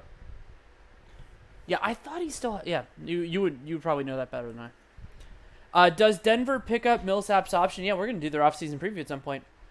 I'm leaning towards that being a good idea because their cost certainty for next year is. They should be fine in terms of the tax if that's material to ownership. I wish the Crankies didn't, especially with their success this year. And it's significantly more likely to make a mistake on a contract for him this year, and you don't have to. So, yeah, I think right now, if it were my decision, I'd pick it up. So another big number from the first half. Joel Embiid leading the Sixers in minutes with 22. And as a result, Marc Gasol has also played 22 minutes, as has Danny Green. So I do think the Sixers, to some extent here, have the rest advantage. We'll see whether that applies to Embiid or not. But Harris, spring chicken with 19 minutes. Simmons, 18 minutes with the foul trouble. Butler has had 20. He's been totally shut down, by the way, by the adjustment Kawhi Leonard. Kawhi onto him. Yeah, I mean that. And I think, actually, Danny, I think another reason why they've gone with the double teams on Embiid is because Kawhi now isn't guarding Ben Simmons in the dunker spot to help and recover. And so that having him back there behind Gasol, I think was really helpful. I don't think they have as much confidence in some of the other guys they have as help defenders. But to me, I think the Sixers, most of the time when they get the ball into the post and Embiid and they go with the hard double early, it seems to have resulted in pretty decent shots for them. I would say so. And Philly's normal, quote-unquote, half-court offense, I don't think that's produced that many good looks either, Embiid post-ups or otherwise.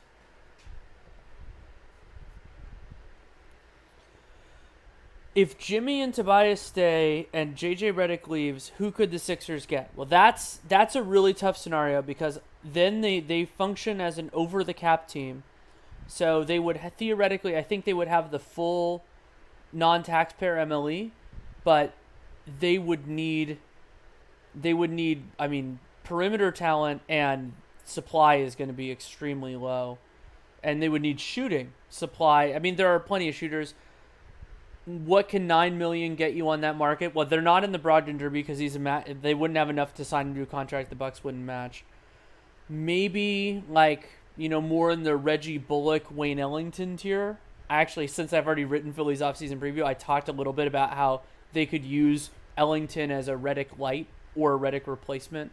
I think that's kind of really where you'd be going. I'm not saying Ellington gets the full MLE or anything like that, but he gets a portion of it.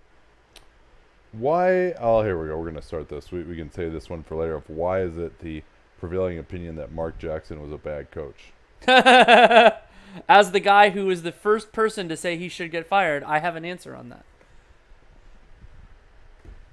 And the answer is because he was. But I have a much more full answer, obviously. With all the cap space this summer, do you expect to see any sign-in trades? Not very many because there is no benefit to signing and trading. For the player. We're back here now. Leonard guarded by Simmons. They're trying to get him going in an ISO. Gets in the lane. Help comes from Embiid. Pump fake, and Leonard scores. So Second time he's done that. Yeah. Slowed down, gotten Embiid by him. Yeah, and watch for Leonard to put the ball on the floor and try to get to the basket here. The question now is whether he can find people who can hit shots when they adjust and start bringing a lot of help. Butler, tough fadeaway on Leonard. They tried to get him going. Could not. Lowry looking to push it. No, I thought he was going to pull it on Embiid. Now he's got the matchup. Just going to try and go at him. Embiid getting a hand on him. They get it to Gasol, swing it. No advantage gained at all here. Leonard takes the three, and I think he's been short on every single one of his three-pointers. He's now 0 for 5. Simmons into the lane on Leonard. Tries to drop it back, and Siakam was all over it. Lowry squirts around Embiid. Now here's Gasol's three-pointer and another missed wide-open three. I mean, Gasol just has to keep taking that. Toronto, 3 of 16 on three-pointers now. Yeah, and Toronto's had a chance to break out to a nice lead here again, much like in the first quarter. Here's Harris going right into Green, out to Embiid. Gasol better close down that time with help from Leonard off of Butler. Now Butler into the lane, help on Siakam. Butler with the fade. What a rebound from Simmons, but he can't get the tip. Siakam looking to push it again. I mean, there's not the same push from the Raptors. Now, Siakam, beautiful inside-out dribble, and no foul is called. Embiid did well to avoid it. Now everyone's exhausted again already. Simmons goes right at Gasol, and Gasol will get the foul. That is Gasol's second. I expected Jimmy Butler to attack Kyle Lowry there, mostly just because he would have been so excited that Kawhi wasn't on him, but ends up making the read to Ben Simmons and 2 free throws. Simmons 4 of 4 so far at the line. Make it 5 of 5.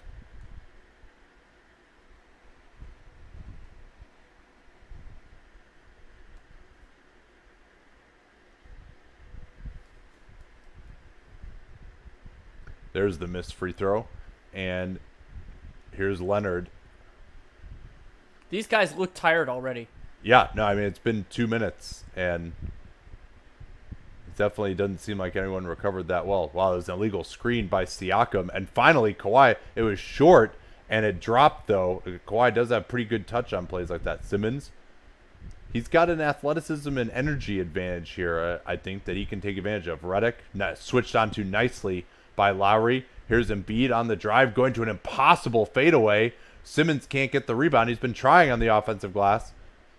Toronto, as Lowry jogs it up, trying to get some pace. Gasol into the lane, throws up a really weird jumper, he was trying to get a foul. That's what he was. He thought he was trying to get the hold and couldn't. Oh yeah, he tried to take his arm.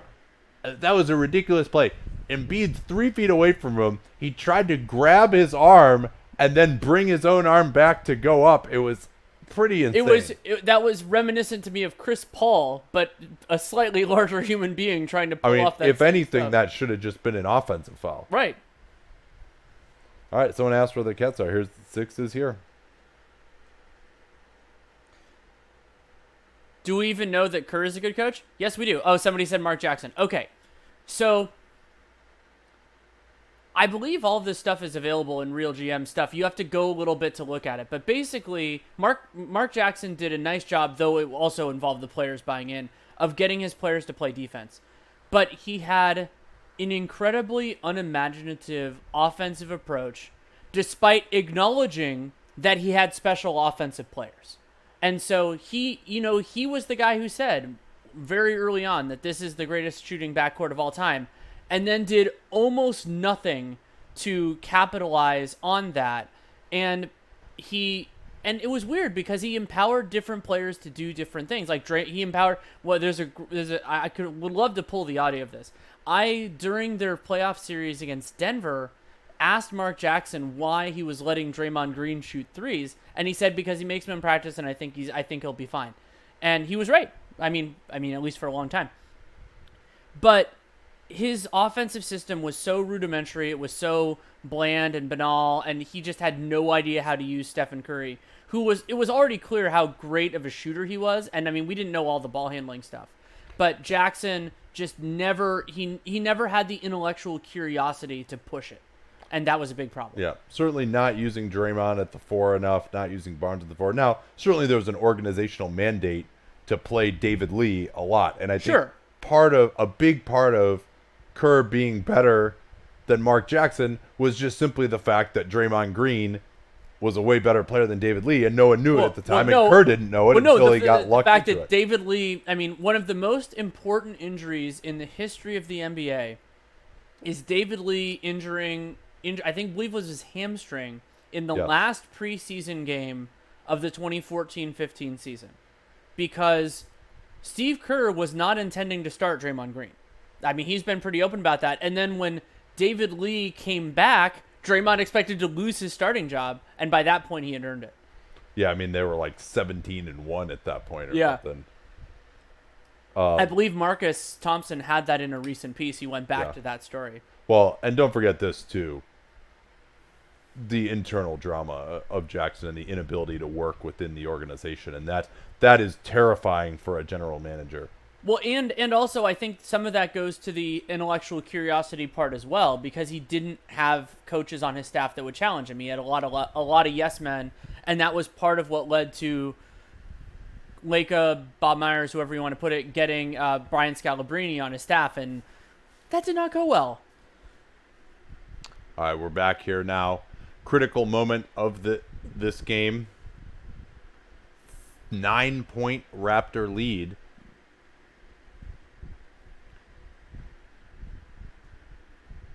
And let's see what Brett Brown is going to cook up here out of this timeout.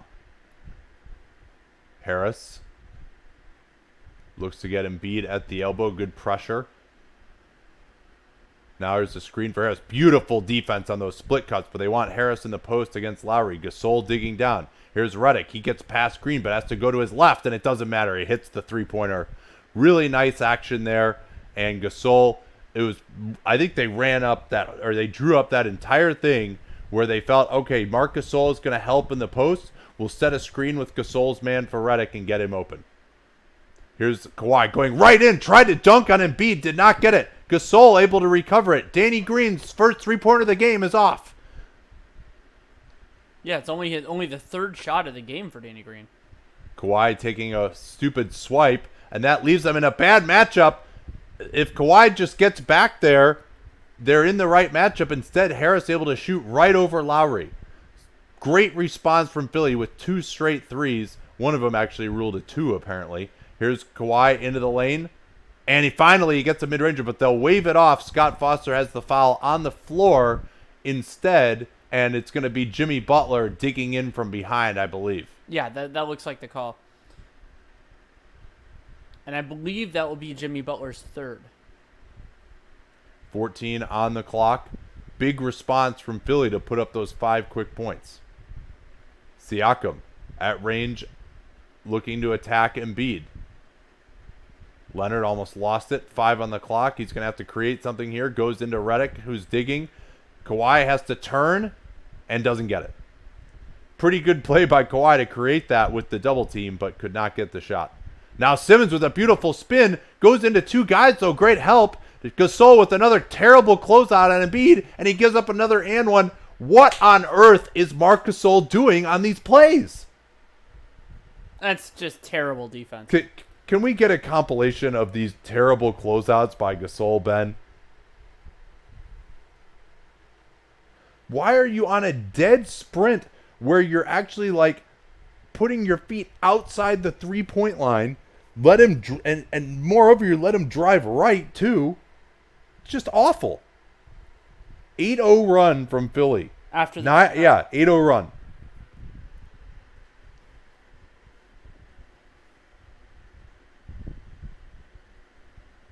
Lowry way out 3-pointer from the logo of Scotiabank Arena does not go.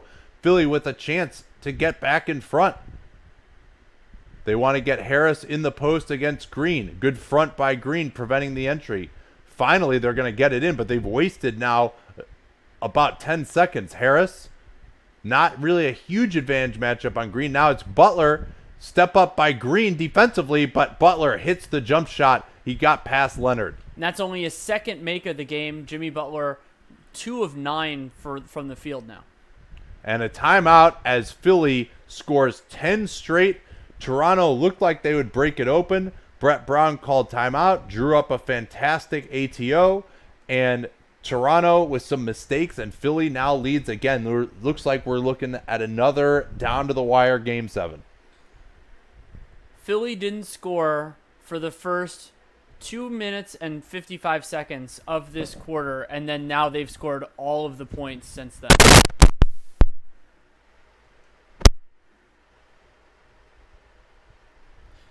John Schumann tweeting out that I don't know how they counted that in one, but before that, Embiid was 2 of 2 in the restricted area and 0 for 9 outside of it.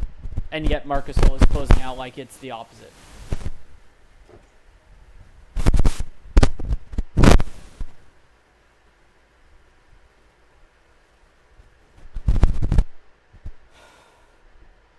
What is your go-to source for league-wide news as you prep for podcast episodes? I use 2 sources. So, actually 3. So, one is I use the like feature on Twitter, and I like news things until they go into the podcast plan that you and I have a shared document that we use for that. 2, Real GM's Wiretap. I actually have access to a more accessible feed because I'm still an admin there. And Roto World's their injury information is usually the best. So like I don't like it after their format change. They adjusted some things to make it harder to use, but it's still the best. Those 3 things really. Yeah, when you're talking about the NBA depth chart feature, which is also really useful if you're just trying Somebody's to like saying there's a mic problem. look at all the rosters. Here, I'll turn mine off. Oh, here. So let's actually just look on the feed and see whether it is or not. Okay, so I'm talking. I'm good. Now mine's on. Yeah, no, it should be fine. I tightened it up a little bit, so. Sometimes it's people's own connections that are the issue.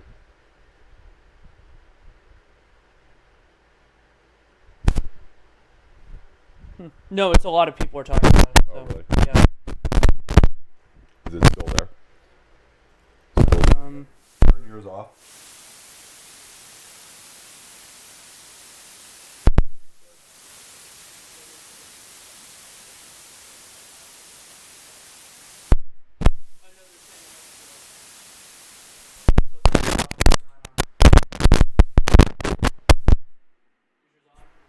Okay, now mine is on. Did you ever try tightening it? I'll work on it. No, it's not battery related. So is the sound is it still there? Because now. Let's not talk about this. I'll just deal with it. Okay.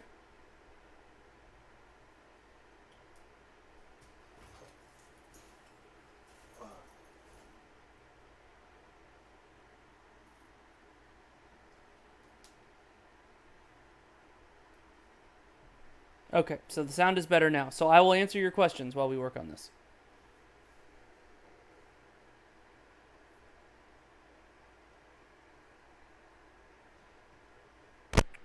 All right, that shouldn't be as bad. It might have just been that my volume was a little high. I'll see if that is better.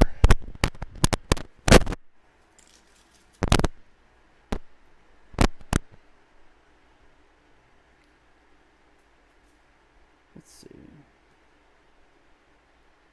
All right, we're back here, and Kawhi misses another layup. Oh, so people are saying it's back again.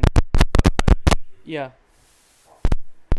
Like, it's just so frustrating that we change absolutely nothing, and there's some.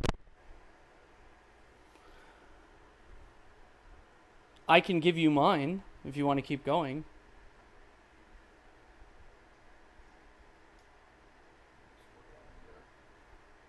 Sorry, guys. We're working through it.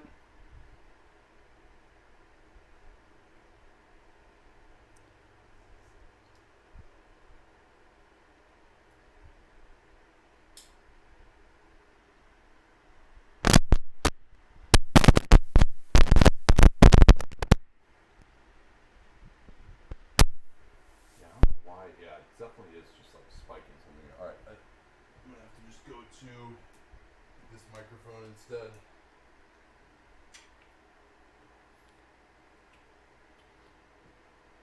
We have a third option. It's going into play now. It's not as reliable, but it should work. Well, here, you wanna, you can. Yeah, I can narrate a little bit. Actually, it'll be ready right now. Okay. Big 3 by JJ Redick pushes Philadelphia's lead up to 5. Are you checking your levels? Yeah, it should be good here now, I think. Yeah, there we go. There's Siakam. Lowry eluding Butler for a big 3. Can't get it. Rebound Leonard. Pump fake into the lane on Embiid. Another missed layup. Kawhi Leonard has not had the touch here in the third. 14-0 Philly run in the last 4 minutes. Butler, Redick. He's got Harris wide open. Oh, man, that's a big miss. Leonard is looking really tired. I might consider just getting Kawhi Leonard even just like 2 seconds of rest just to refresh. Double team from Embiid. Throws a terrible pass out of there. Butler right down. Oh, man, I thought he was going to get an and one. Instead, Gasol picks up the foul.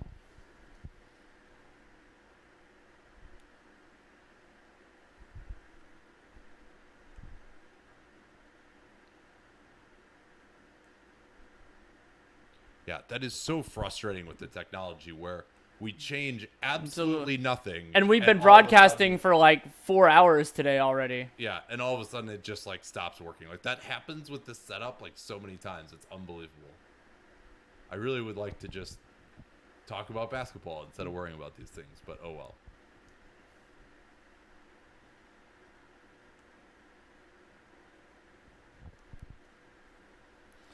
Oh, so people are saying maybe to turn the volume up a little bit on yours. Yeah, no, I need to just hold it closer. It's fine. Yeah, I remember that. That's what I need to do when I had that one. We're going to do the rest of this Ralph Lauer style. It's sad that he's retired now. Toronto fiending for a bucket at the moment. Embiid is out. We'll see if that helps them. Lowry taking a long time to get into the set. They try and post Ibaka deep, and he gets past Butler for the easy layup. And also, all of these missed shots from Toronto have given Philly extra looks in transition where they've been much better than in the half court. Yeah, and I think James Ennis could have helped a little more there. Ibaka not known for his passing. Ennis into the lane on Lowry. They do not call a foul, rightfully so. Leonard is going to get fouled in the backcourt instead. And I believe that's either the first or second foul on Philly overall in this quarter. So they're not getting close to the Toronto's not close to the bonus right now.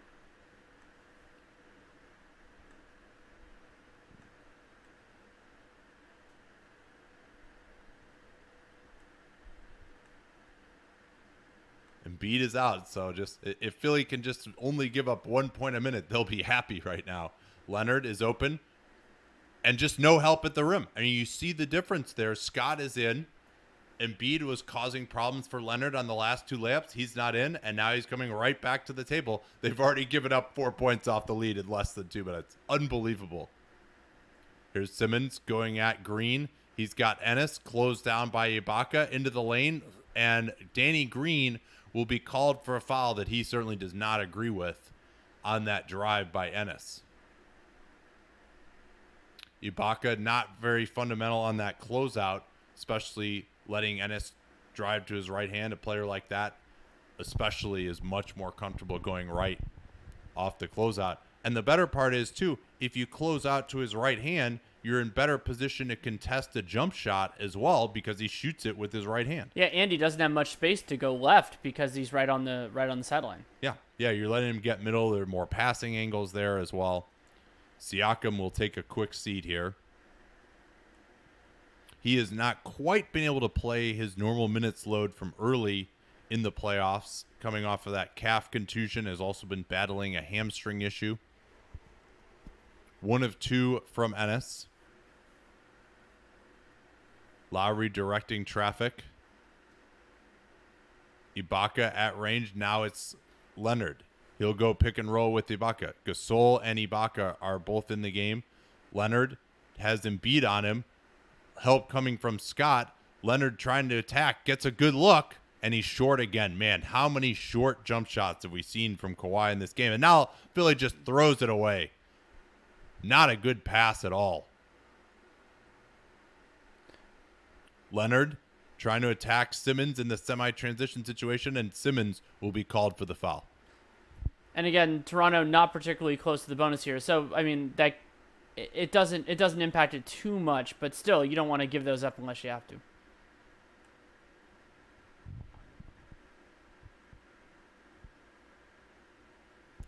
Redick replacing Ennis. Scott trying to pressure up on Gasol. Leonard, one-on-one against Simmons. Help coming from Butler here. Ibaka cuts into the lane. They swing it quick to Van Vliet. This is Van Vliet and Lowry together. Van Vliet's played okay, so I think they can get away with this. Here's a tough fade from Van Vliet. Rebound by Lowry. The loose ball master gets it to Leonard. If he can't make this mid-ranger. And he can't. Now he gets it back. It's not shy. Finally, a three-pointer goes down for Kawhi. 1 point game. Good response here from Toronto, aided by Embiid on the bench. And Joel is not looking particularly spry right now. A lot of guys are going to be exhausted. Simmons in the post. Double team comes from Ibaka. Pass fake. Now going to go against Lowry. And it's going to be a hold on Van Vliet as Redick. And that's 2 free throws for Redick. That's a really rough foul. I'm not saying it was a bad foul, but the consequences of it are severe for them because Philly's just struggled in the half court most of this time to get clean looks. And, other than the last, that 16-0 run. So, we'll see. Yeah, it's a hold by Van Vliet around Redick at the foul line. That, of course, a point of education this season on off-ball shooters in particular. And these are Redick's first free throws of the game. He's 4 of 9 from the field, all but one of those a 3, so he has 12 points. Now 13.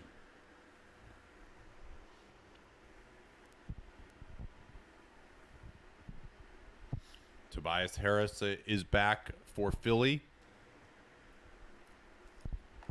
Butler getting a brief rest. He has been just about non-existent offensively with Kawhi matching up against him this game. One thing about putting Kawhi on Butler is it takes a lot more effort to guard Butler than it does Ben Simmons, who's just kind of standing around a lot of the time. That's true. Now Lowry has Redick off the switch. Leonard closed down by Simmons. Screen comes from Ibaka.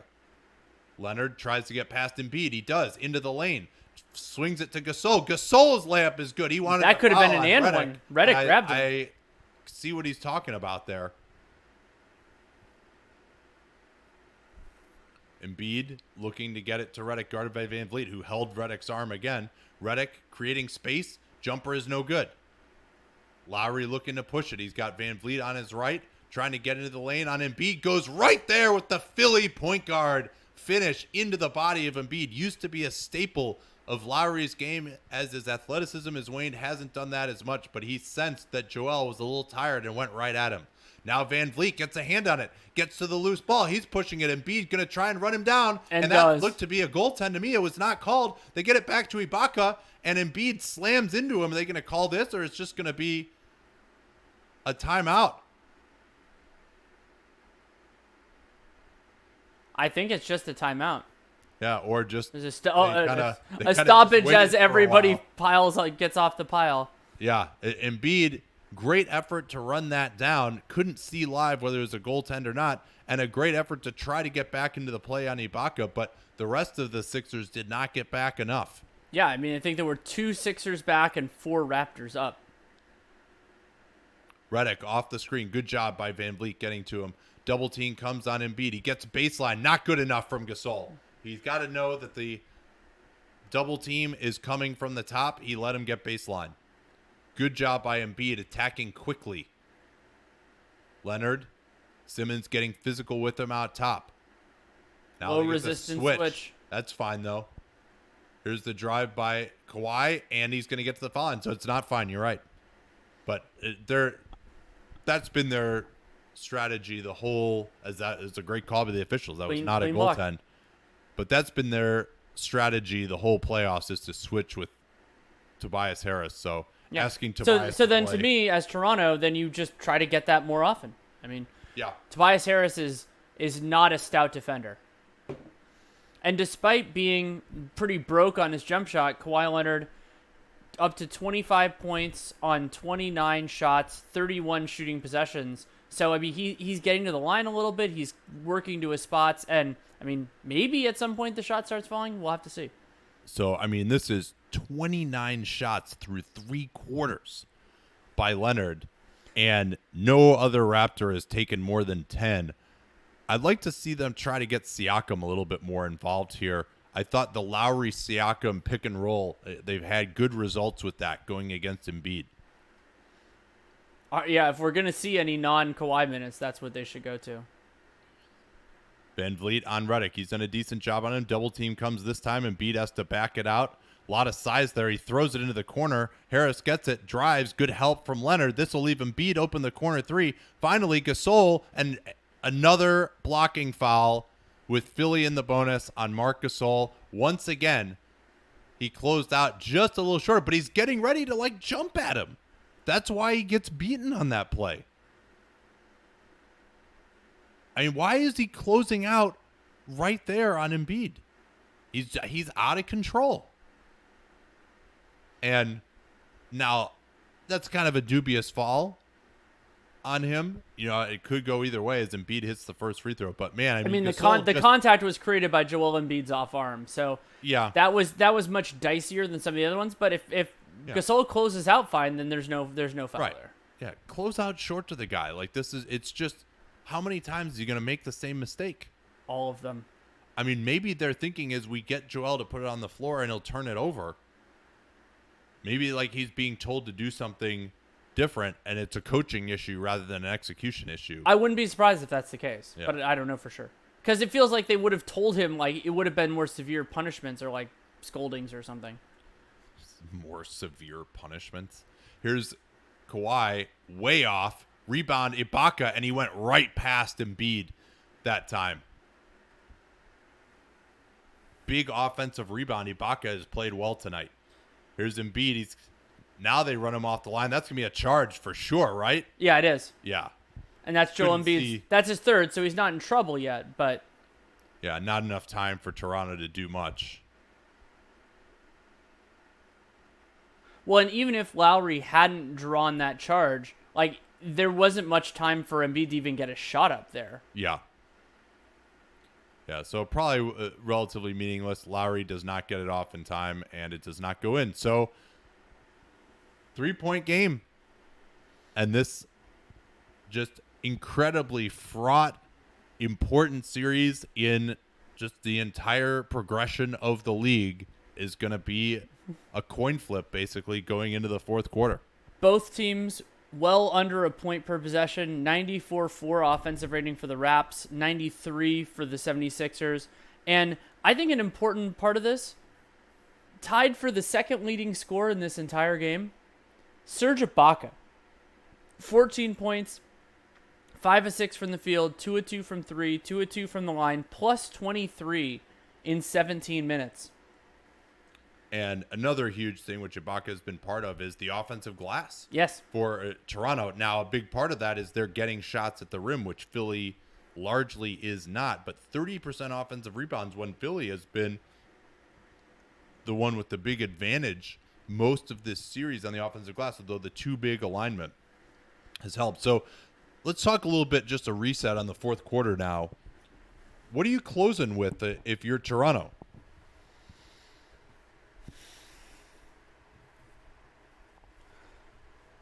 You could go with Ibaka and Gasol, and then that leaves Siakam at the 3. Kawhi at and the then 2. you're taking, so basically you're taking Danny Green out if you're going that way. I think you just go with. I think you have the starting 5. I mean, maybe you. I think Ibaka can get plenty of minutes. I think you play him a lot in this fourth quarter, but he doesn't close, unless something really structural changes. Yeah, Embiid is on 33 of 36 minutes. He is +9, so they are -12 in the 3 minutes that he hasn't played. Now, granted, one of those was a single defensive possession, so they didn't have a chance to make that up on the other end. But, man, I mean, that's just incredible. Absolutely incredible. Leonard is 10 of 30 from the field now. And he's played 34 minutes. Yeah, he'll probably get a rest now. If I'm Brett Brown, I know he usually likes to start the quarter with Embiid. I might consider, if you're going to get him a break, do it while Leonard is on the bench, especially because Leonard can't hit a jumper to save his life right now, and Embiid is so important protecting the rim against Leonard. Along those lines, Ben pulled the shot charts. Kawhi Leonard, 1 of 7 from mid-range, 0 for 5 on above-the-break threes, and then he's made his one corner. So overall, on jump shots, he is 1 for 13. That's bad. Yeah. And meanwhile, Philly, from the department of that's bad, only 12 shots at the rim through 3 quarters. They're averaging 4 per quarter. They are getting the foul line a little bit, but then they are atrocious on 2s outside the restricted area themselves for 3 out of 18. The whole Raptors team, 16 of 27 in the restricted area, 2 of 8 from floater range, 2 of 14 from mid-range, so Kawhi has about half of those, and then they've just missed a bunch of other ones. And then the Raptors are 4 of 20 on threes. And they have a disadvantage now from the line. They're winning the possession game pretty significantly, but the free throw margin is pretty significant. They're down 19 of 22 versus 15 of 16. So that's like 4 points. All right, we're back here. Here we go. Let's see who's out there. It is Embiid remaining on the floor. Gasol bothering him up top with those hands. Here's Redick. Nice defense. Gasol, hey, he actually didn't close out an Embiid 3, and what do you know? He missed it, and a great rebound from Ibaka over Butler at inside position. Lowry getting the switch. Now they want to get Siakam involved in pick and roll going at Embiid. Lowry engages Embiid, but back out at top to Van Vliet. 6 on the clock. Van Vliet has to go at Simmons. Not an advantage. 3-pointer from Siakam is way off. Good closeout late from Embiid. So Leonard is out now. We'll see how long they can get him a blow. Here's Harris. Pulls up over Ibaka to bring Philly within 1. Tobias Harris quietly having an efficient game tonight. Yeah, 15 points on 5 of 8 from the field. Yeah, not necessarily in a featured role. Gasol, as they didn't know who they had. Oh, what an inexcusable mistake there. Embiid's looking around. Hey, who am I supposed to be guarding?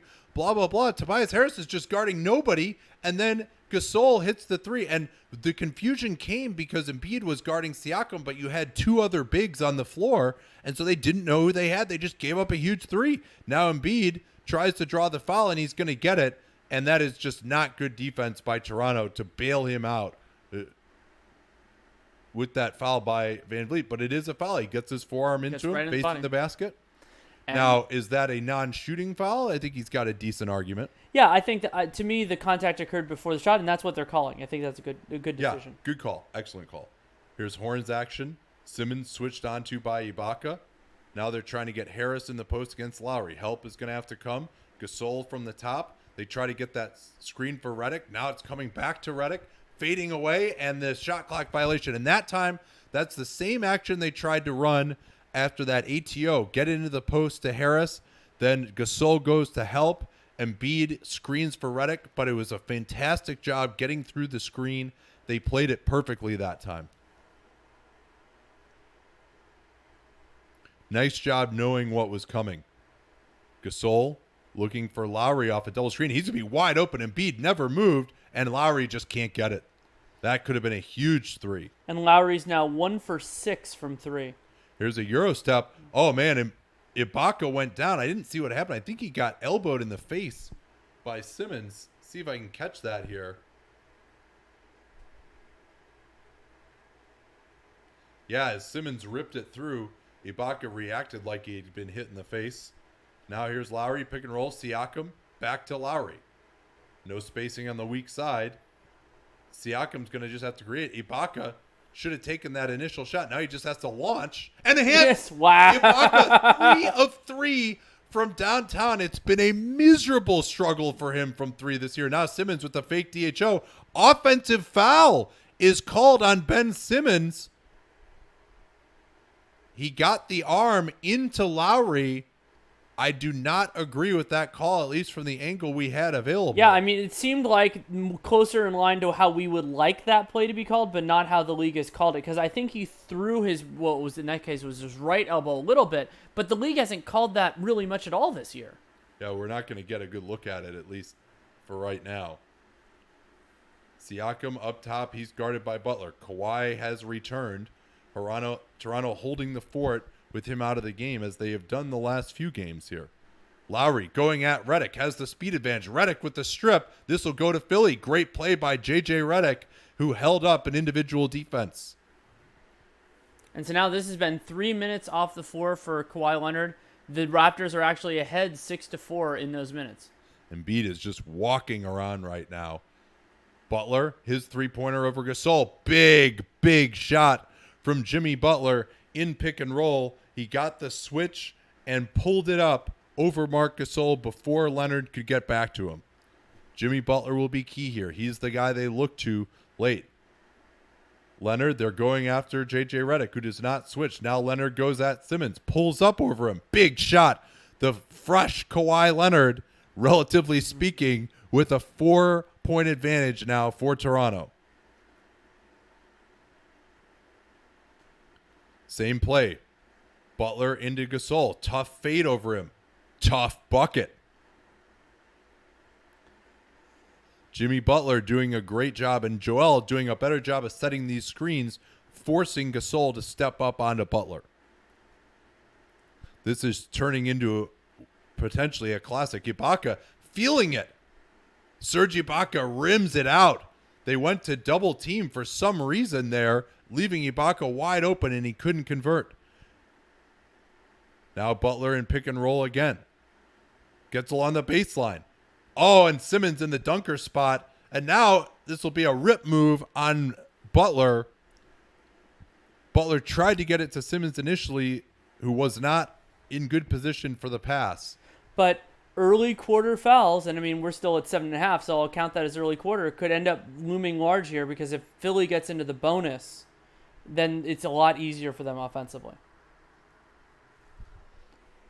And our box score is listing that as Toronto's second, so they're not right at the list, but maybe it hasn't updated quite yet.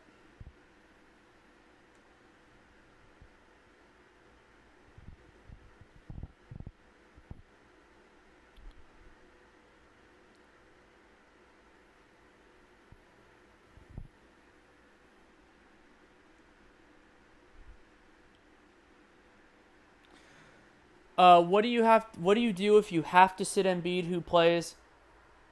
I think you go with Mike Scott at center. I think that's really they don't have that many options. Monroe is so limited, and with the lineups that Toronto's playing right now, that's like if you try to get him like 2 minutes or so, but you might not even be able to do that.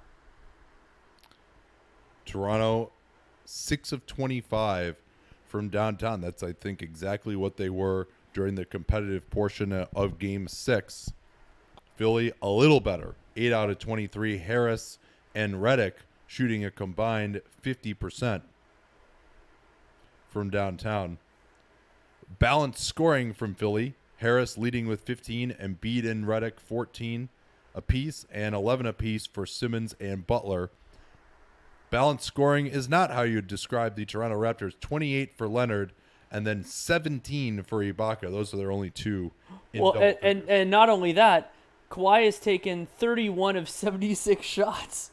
I mean that's incredible. Yeah, and you have to imagine it's going to be Brett Brown keeping Joel Embiid in the whole rest of the way here now. Just because he's plus 10. Serge Ibaka is the only Raptor above 50% from the field, and the only other one who's remotely close is Marc Gasol at 3 for 8. Everybody else is struggling from the field. I mean, Toronto, 35.5% field goal percentage, 24% on threes, 41% on twos. They're making a lot of their free throws. And, for Philly, they've made a couple of threes now. They pushed it up. JJ Redick has 4 for 8. That is by far the best of anybody well, not by far, because Ibaka's 4 for 5. But 4 for them is a lot. And so getting those advantages, that's making up the free throw line plus 4, 3-point line plus 6. That's making up for the possession game. Yeah, and you might consider maybe going back to Danny Green on Butler just for a little bit here. Kawhi was not able to get through those screens, and if he can't get through those screens, there's not much point in having him on Butler. So save a little bit for offense, use him more as a help guy again. Yeah, and as somebody in the comments brought up, if you take out Ibaka's 3 for 4 from long distance, the rest of the Raptors are 3 for 21. That's crazy. All right, we're back here. 7:46 left in a 2-point game.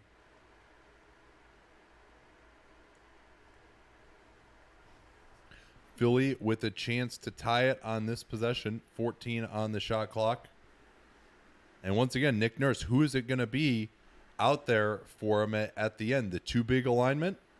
I mean, Ibaka's been really good. You feel like you can't take him off the floor. You feel like you can't take Gasol out. They're taking Danny Green out right now. Leonard guarding Butler. They try to get the screen for Redick. Now he's got Embiid open. Embiid feeling it from three. Yes, that's Joel Embiid. First three-pointer of the game. Wide open that time. 1 of 6. And you got to just live with that if you're the Raptors. Unless it's late clock. High pick and roll. They get Butler onto Leonard. No, competing to get over to Simmons. Leonard, double team, nowhere to go with it at all. 6 on the clock. He's going to have to just throw it up here. Lowry finally backdoor, almost traveled, has to throw it up and hits. Lowry with an impossible shot, and Toronto now leads by 1. Toronto, to their credit, has had an answer when Philly has taken the lead in this game. Butler trying to get it to Embiid. He attacks Ibaka, passes behind Simmons. Simmons has space, contested well by Ibaka.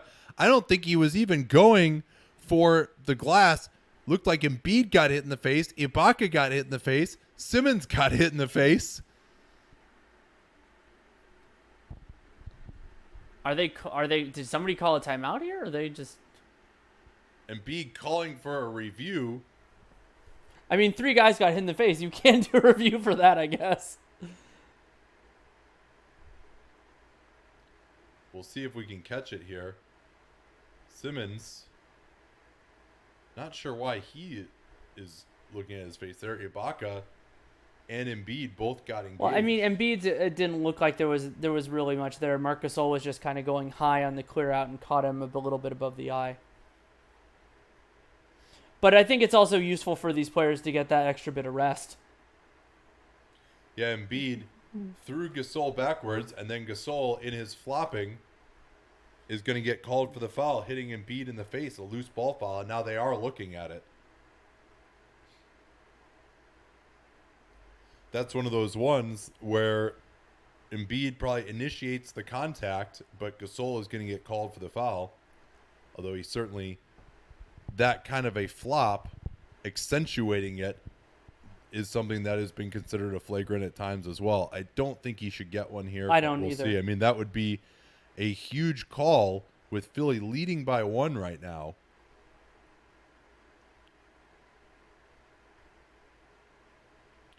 But certainly Sixers fans and Joel Embiid would say, well, that's pretty similar to what took place in when Gasol got hit in the face by Embiid in Game 6. I was going to say that that Embiid could have escalated that Jared Dudley style to ensure it, get a little bit of an altercation going. But the problem is there are other downsides when you're actually a good player.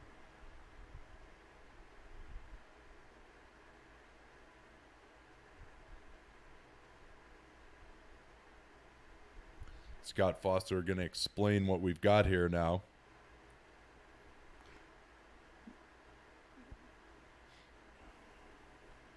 So this should, in theory, just be 1 free throw for Embiid now.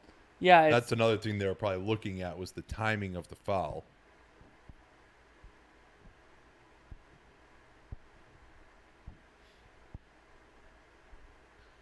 A lot of tired guys out there as Embiid can't get the free throw. Butler goes through 2 guys. Ibaka failed to box him out. Oh, what a failure. Now they want a backcourt. They're not going to I don't think any Raptor touched that ball. Here's Butler. 3-pointer. He's feeling himself. Not there, though. Lowry with the box out on Embiid. They can push it here if they've got the energy. 4-on-4. Trying to get the post up on Gasol. He's got Redick on him. Is the double going to come? Gasol got Siakam in the corner. Now Lowry swings it. Good close down by Redick. Lowry left wide open, though, by the stunt from Butler. And Ibaka with the tip. Can't get that. Back to Gasol. Leonard is wide open. And hits. What a sequence. 2 of 7 from Kawhi Leonard now from 3. 31 points. And Jimmy Butler was feeling it after he toughed out that offensive rebound. Took a difficult shot on the other end. Now high pick and roll. Embiid going at Gasol.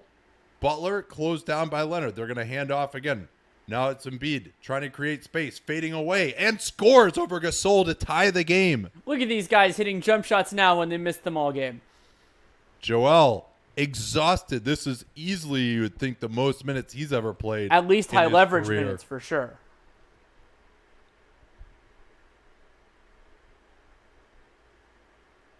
They want to involve Redick in the screen game. Can't do it. Now it's Kawhi pulling up over Embiid, and what a shot. Kawhi Leonard all of a sudden has found the touch that deserted him the last game and a half. That's a very difficult shot over Embiid. Did not have his feet set.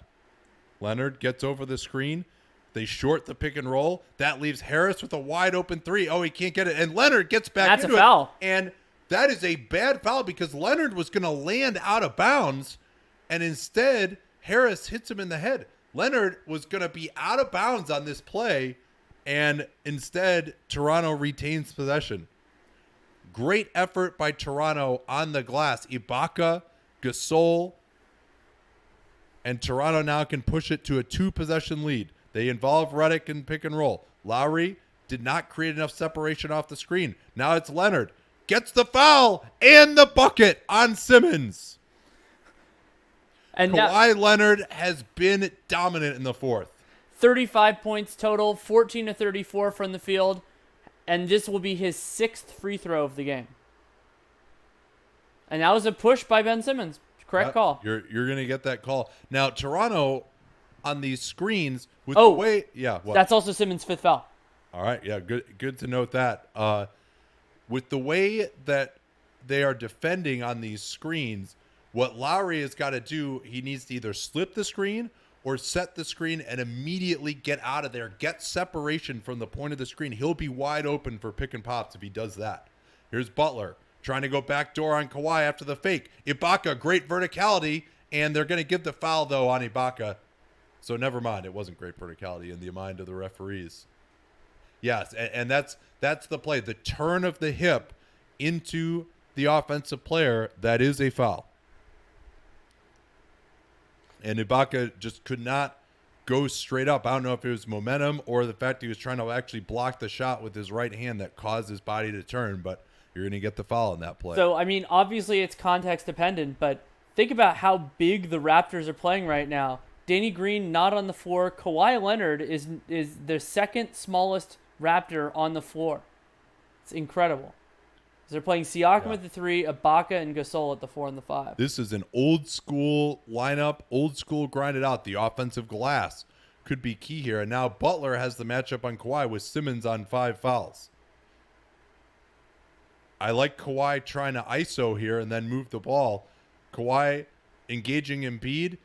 The cheeky back screen set by... That was a goaltend offensive interference there.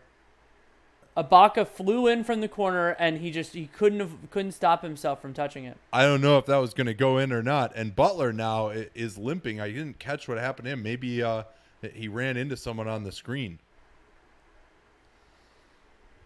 Yeah, he looks to be laboring. High pick and roll again. That's what it's been now. They go under on him. Embiid attacks Gasol quickly. Euro step. No, cannot get it. That could have been huge if he could have made that. Lowry with the calm it down gesture. Now they get the screen. And what is the call here? Timeout by Nick Nurse before they got into the play. He wanted to use his use it or lose it. To me, this is the same thing that we had in the Denver Portland game where I thought it looks like the Raptors to me have more energy right now. And so you don't want to take that timeout to give Philly a chance to rest. I think you continue to push it.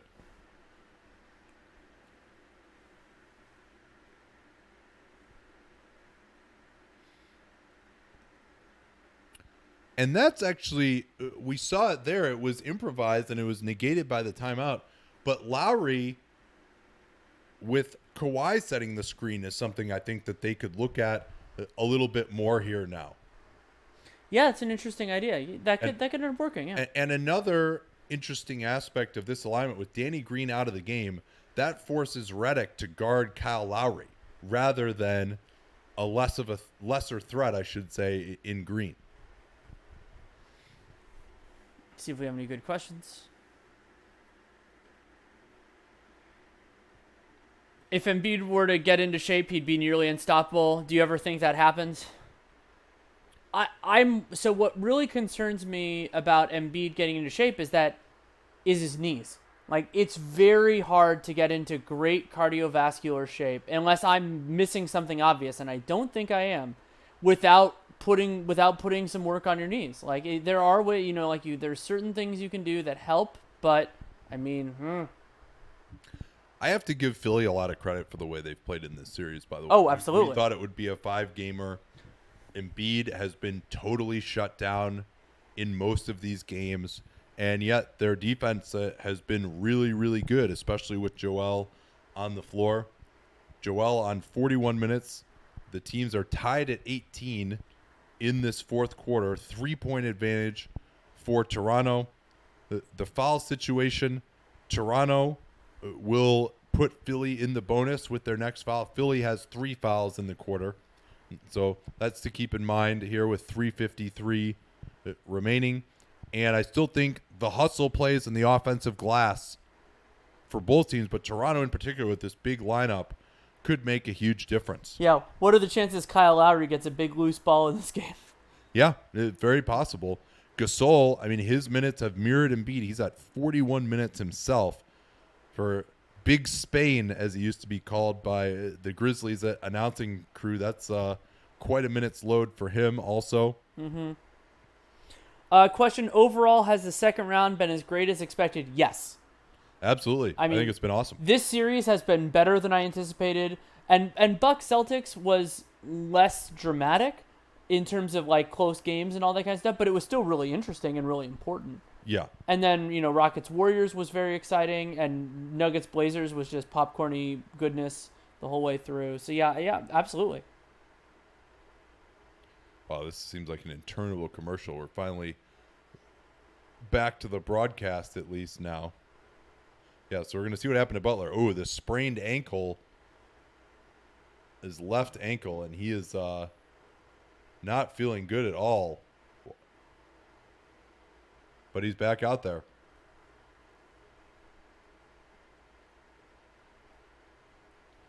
Right into the post to Gasol with 16 on the clock. They try and get Lowry, a screen coming to the ball. Instead, Gasol finds Siakam, but a foul will be called on Harris. So Toronto now will be shooting on the next foul, 14 fresh on the clock. That's going to be a way these guys get breaks, because if every foul now is free throws for both teams. I would try the same play again, but now it's actually Embiid guarding Gasol. They switched the matchups to Harris on Siakam. So Siakam, that was almost a 5-second, yeah. And then they just throw it away. Wow, that is really bad. They just never got open. Lowry, Jimmy Butler. What play was Lowry running? Into the post, Simmons guarded by Ibaka. Not an advantage matchup. He's going to it anyway. They try and get Redick off the screen. His shot is good. J.J. Redick, and he was fouled by Ibaka. I don't know if that was actually a foul on Ibaka. Let's see. Yeah, no, it was. He continued moving forward into Redick, and Redick can tie the game with an and one 2-point jumper.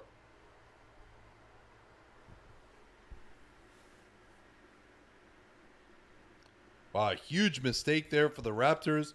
They did not have the play run correctly. Nobody got open. They threw it away. And now Ibaka with the foul, and we were tied with 3:29 left. Toronto, a slight favorite just because they have the ball right now. But this is going to go down to the wire. Lowry going to screen for Kawhi. Now it's a 3 from Ibaka. Does not go in. Good open look. And Brett Brown will take his use it or lose it timeout. Good timeout here from Brown with a tie game, and he would have lost it had it gone any further. God, you can imagine if this game goes to overtime, how even more gassed these guys are going to be. I mean, oh, yeah. And it's a distinct possibility right here, especially considering how offensively limited some of these minutes have been. Yeah, with it tied right now, certainly could happen. Oh yeah, people are talking about swimming as a good option. Yeah, swimming would be a great option for Joel Embiid to not stress out his knee. So would not ordering 4 milkshakes for every plane ride. Yeah, and it does seem like it's more like with him. Sometimes it's more of a weight issue than a cardio issue, but it is kind of both.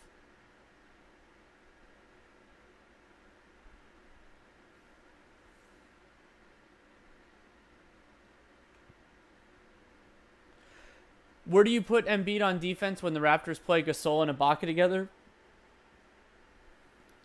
You can keep him on Siakam if you want to. Yeah, well, the problem is then you've got small guys on those guys. Yeah, so it's tough. But, I mean, Philly does have Simmons. They've got Harris. Butler is going to be guarding Kawhi. And that was a great play by Toronto. They did a better job of setting the screen and letting Kawhi attack early, and he set up a wide-open three from Ibaka. Good process there for Toronto. It just didn't go in.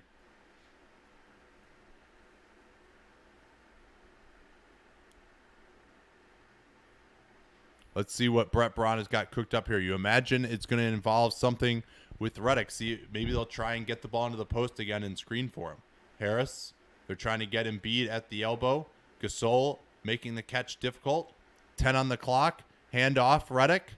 Closed down by Lowry. That leaves Embiid open. Ibaka all the way over to close him down. Embiid along the baseline. Butler's going to have to just throw this up out of the corner. No, they don't even get a shot off.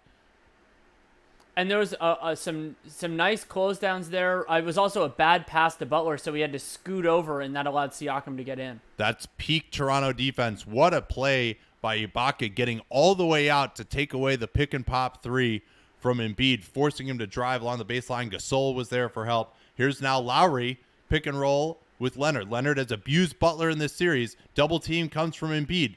Now Leonard takes the three. Not there. Hey, and he shot one long. Yeah.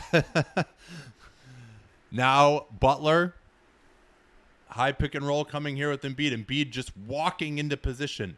13 on the clock before they get started. Butler attacking Gasol. Leonard gets back to him. Now it's Lowry on him. Another screen for Butler. Late switch. Get it back to Butler. He's going to have to fade away on Gasol. Another shot clock violation. They don't call it, though. Now Toronto can push it. Leonard, he's got Lowry open, is not looking to shoot it.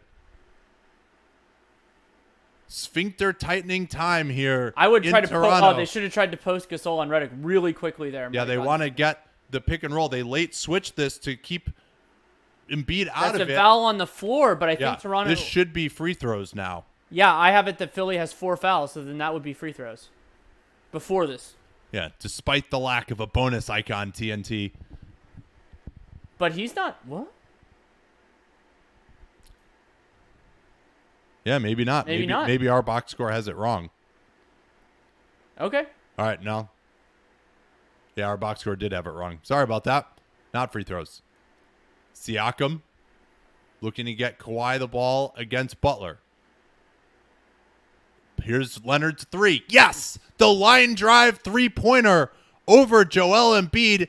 Another massive shot for Kawhi Leonard over Joel Embiid. You remember the one that he had in Game 4 fading away. Embiid did not quite get far enough out there, and Kawhi Leonard has been awesome in this fourth quarter. Also significant, Brett Brown using one of his 2 remaining timeouts to, I guess, stanch the bleeding of 1 3-pointer, and now that makes him a lot more limited creatively in this final few minutes. Yeah, because the odds are now that they will be trailing down the end here. Unless, because they haven't, like, the box score hasn't given a timeout to either team yet, but that has to be a timeout. I mean, what the hell else could it be? Maybe it's a review to see whether he had his foot on the line. Well, that would be very fortunate. It is, and it's it a is. 2. Okay. Right. Okay, there we go. So good on you, Brett Brown. You didn't have to burn a timeout, and it's only a 2-point lead. Yeah, he wouldn't do that. He really values saving his timeouts until the end. So that's huge. That's only a 2-pointer rather than a 3. Man, Joel, we've had like a 2-minute stoppage, and he still is just totally gassed here. Lowry is just doing something to try and make your life difficult, even now. Simmons, Butler guarded by Kawhi. They try to get the backdoor to Harris. Nothing doing.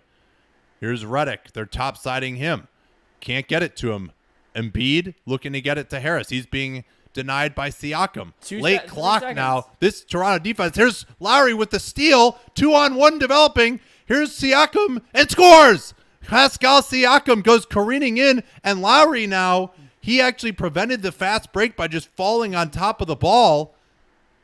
He got shoved from behind, but that was actually pretty useful to prevent a fast break. Well, and it looked like Lowry grabbed the ball as he was kind of rolling with it, which was a savvy play if they don't call you for a delay of game. Yeah, so a timeout from Brett Brown now, and that was huge. This Toronto defense has been unbelievable the last 3 minutes. And I think something that's really affected it is Jimmy Butler's sprained ankle. He's been a little bit tentative, and those extra beats are giving Toronto. They haven't needed a lot of extra time to recover, but I think that's been a factor. And also Kawhi Leonard being on Jimmy Butler is nuking that pretty well too.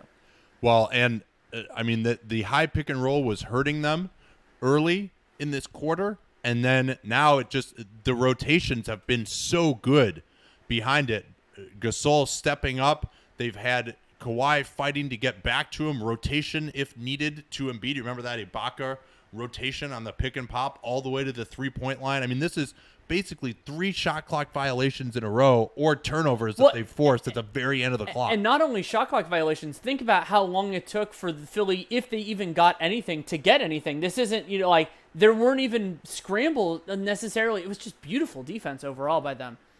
So now Toronto has a 4-point lead. They do not have the ball, though. With minute 14 left, Philly they have to get something quickly. And well, quickly. What do you mean quickly? Well, I think they have to start their actions early. Like, yes, that's true. They need to push it in. They were doing this, like, passing it around for 8 seconds. They have to go. Yeah, because they're running into shot clock violation, and Lowry is saying, Serge, get the hell out of here. What are you doing? Ibaka is guarding Simmons. Let's see what they've got here. They're going to screen for Butler with Redick. Now they hand off. Embiid is in the near corner. 12 seconds. They'll just switch this. Lowry onto Butler. And this is going to be a hold on Lowry. So free throws for Philly. Not a good foul by Kyle Lowry. And he put his hands on him. That's a foul. It is a foul. And Monty McCutcheon promised us that the game would be called the same way late in close games, and he's delivering there. But big free throws now for Butler. If he can make both of these versus making one, it's huge. First free throw good for Jimmy Butler. 59.3 left. Toronto is going to need another bucket, I think, in this game. I don't think they can just stop the Sixers and hope to play the foul game. Oh, missed free throw. That is a killer. Just a killer missed free throw. Let's see what Toronto's going to run. Lowry directing traffic, gets Gasol into the far corner. Hand off to Leonard. He can ice the game here with a bucket. Leonard through 2 guys. Fades. In and out. Ibaka, offensive rebound. We said it would be the offensive rebound. And then they get it to Lowry. Lowry being double teamed out top. There's 8 on the clock, and they're going to get a quick timeout. I think timeout from Nick Nurse. Sprinted out there to call that timeout. Yeah. Yeah, he's running after the referee. Yeah, that is great. That is fantastic. He ran behind the ref, yelling at the ref to make sure they called it. That's fantastic. Yeah, and Nurse. Are they going to give him a warning here? No, I think what Nurse is saying is I called timeout way earlier. We should have more time. I mean, he was calling timeout earlier. So Philly here, with it a 3-point game, this is very, very close. And that was great by Ibaka. Just got into offensive rebound position there. He was underneath the basket, pushed his butt out, which is one of those ways to get offensive the old rebound Moses position. Malone. Yeah, and beautiful. And it was smart by Siakam. As soon as he saw Ibaka got the rebound, he ran away from him to create a passing lane, and then they ended up using that. Yeah, I mean, that was quite the scramble. Desperate straits for both teams here. We said, though, the offensive rebounding would be huge. Now, of course, the new rule comes into play. Philly could run the time down here even more. But with it only 14 on the reset, they've got 8 seconds to work with. Both teams in the bonus. Man, that Leonard jumper was so close to going down. Well, and that now think about how much bigger that Jimmy Butler missed free throw is, because the difference between 3 and 2 here in terms of if they get a stop, what Philly has to do. Because remember, this is going to be a single shot. I mean, yeah, they will not have time for the 2-for-1, almost certainly. Butler's still just hobbling. But he is guarding Leonard. You might go back to Simmons on Leonard here now, even with the 5 fouls. Siakam, hands off. Leonard going to try and get the look over Embiid. Backs out, fading away. His 3, not there. Ooh, Gasol almost held Tobias Harris and gave up some free throws. So a 3-point game here now. And Brett Braun is going to use his last timeout, it would appear,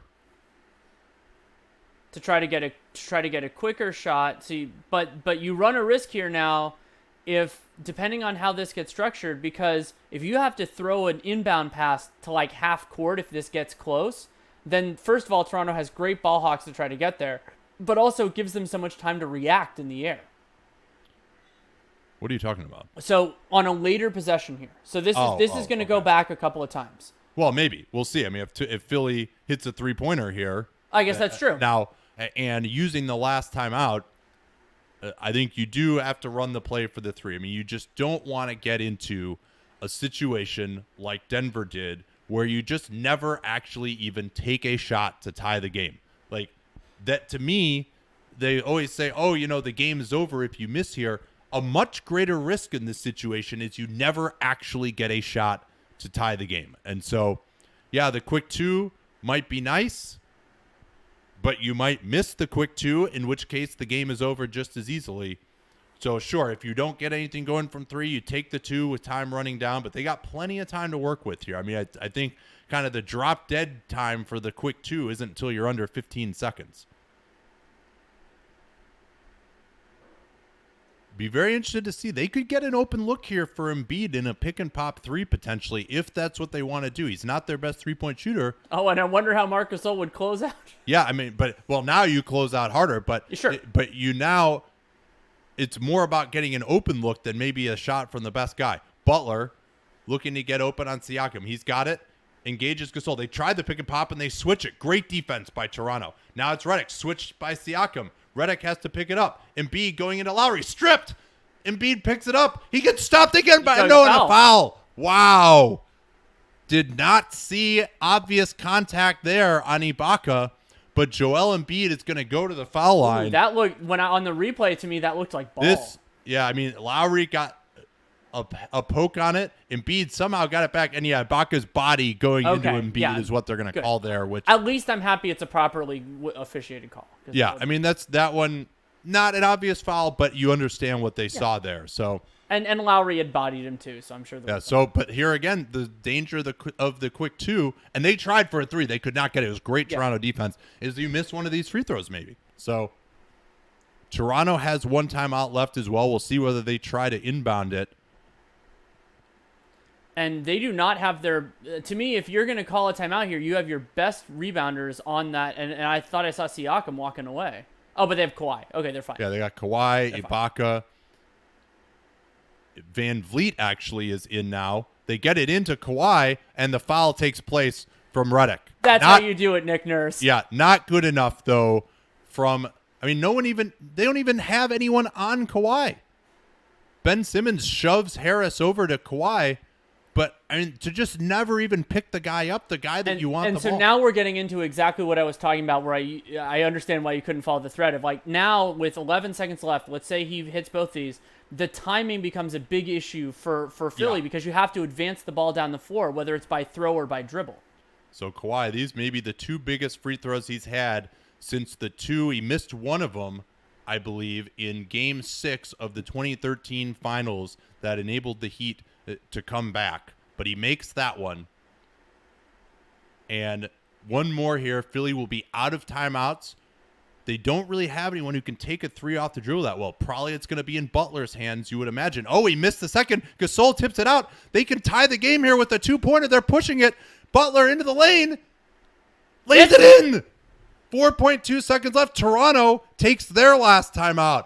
Oh, wow. What a disaster for the Raptors. And Jimmy Butler pushing it down. The offensive rebound giveth and taketh away. They went after the offensive board, didn't get it. They had no floor balance. And Butler, with a great job pushing it and a great finish, just barely dropped it over the outstretched arms of Ibaka. Okay, so how far away is Kawhi Leonard when he takes the shot? Well, now the question for Philly is, are you going to double team to take it out of his hands? Wow, what a game this has been.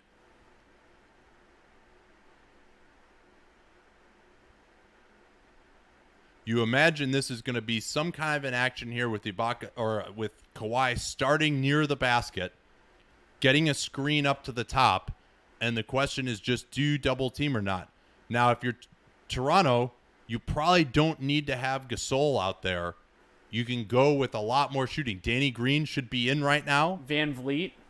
Yeah, maybe Van Vliet. You do allow them to switch, but maybe you can.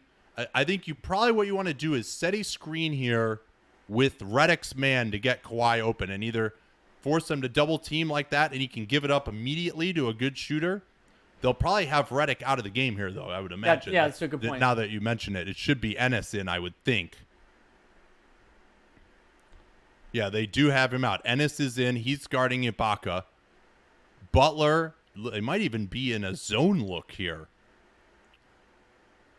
They screen Leonard to the ball. He's got Simmons. Double team comes. Leonard fading away in the corner. Oh! It's Wow! unbelievable shot by Kawhi. He's had that touch all series. How many have just bounced around the rim like that? And what pain for Philly. The agony of watching that ball just bounce around on the rim and drop down. Just an incredible shot over two guys. He was not giving it up under any circumstances. That was Kawhi's that was his 41st point on 39 shots from the field, 7 of 8 from the free throw line. I mean, this was an offensive struggle for both teams. That was a brutally hard shot going to his right around a double team, bounced off the rim 3 times. Now the Toronto Raptors go to the Eastern Conference Finals. This is just, I mean, and you can't fault the strategy at all from Philly. They double teamed with 2 guys. Kawhi had to take an impossible fadeaway in the corner. It looked like there was no way it was going, and it looked so short as he shot it. And yet, it just somehow drops in. I mean, that's shades of 1999, Game 5, Allen Houston winning the series. And this one bounced around even more time. I mean, look at that contest. Look how high he has to shoot it. That is not his normal arc at all. 4 bounces off the rim. Unreal. And what a way to end this second round. I mean, high stakes, high drama, and just an amazing shot by one of the best players in the world.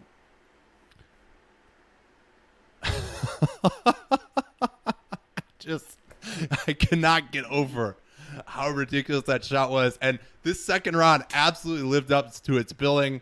2 amazing Game 7s. We're really glad to be here with you for both of these. And we'll have a lot to talk on with Dunked On tonight. We'll sign off here. And we'll see you on Wednesday for these same Toronto Raptors in Milwaukee facing the Bucks. Time for voices to recover. Oh, man. All right, we will talk to y'all on Wednesday. Till then.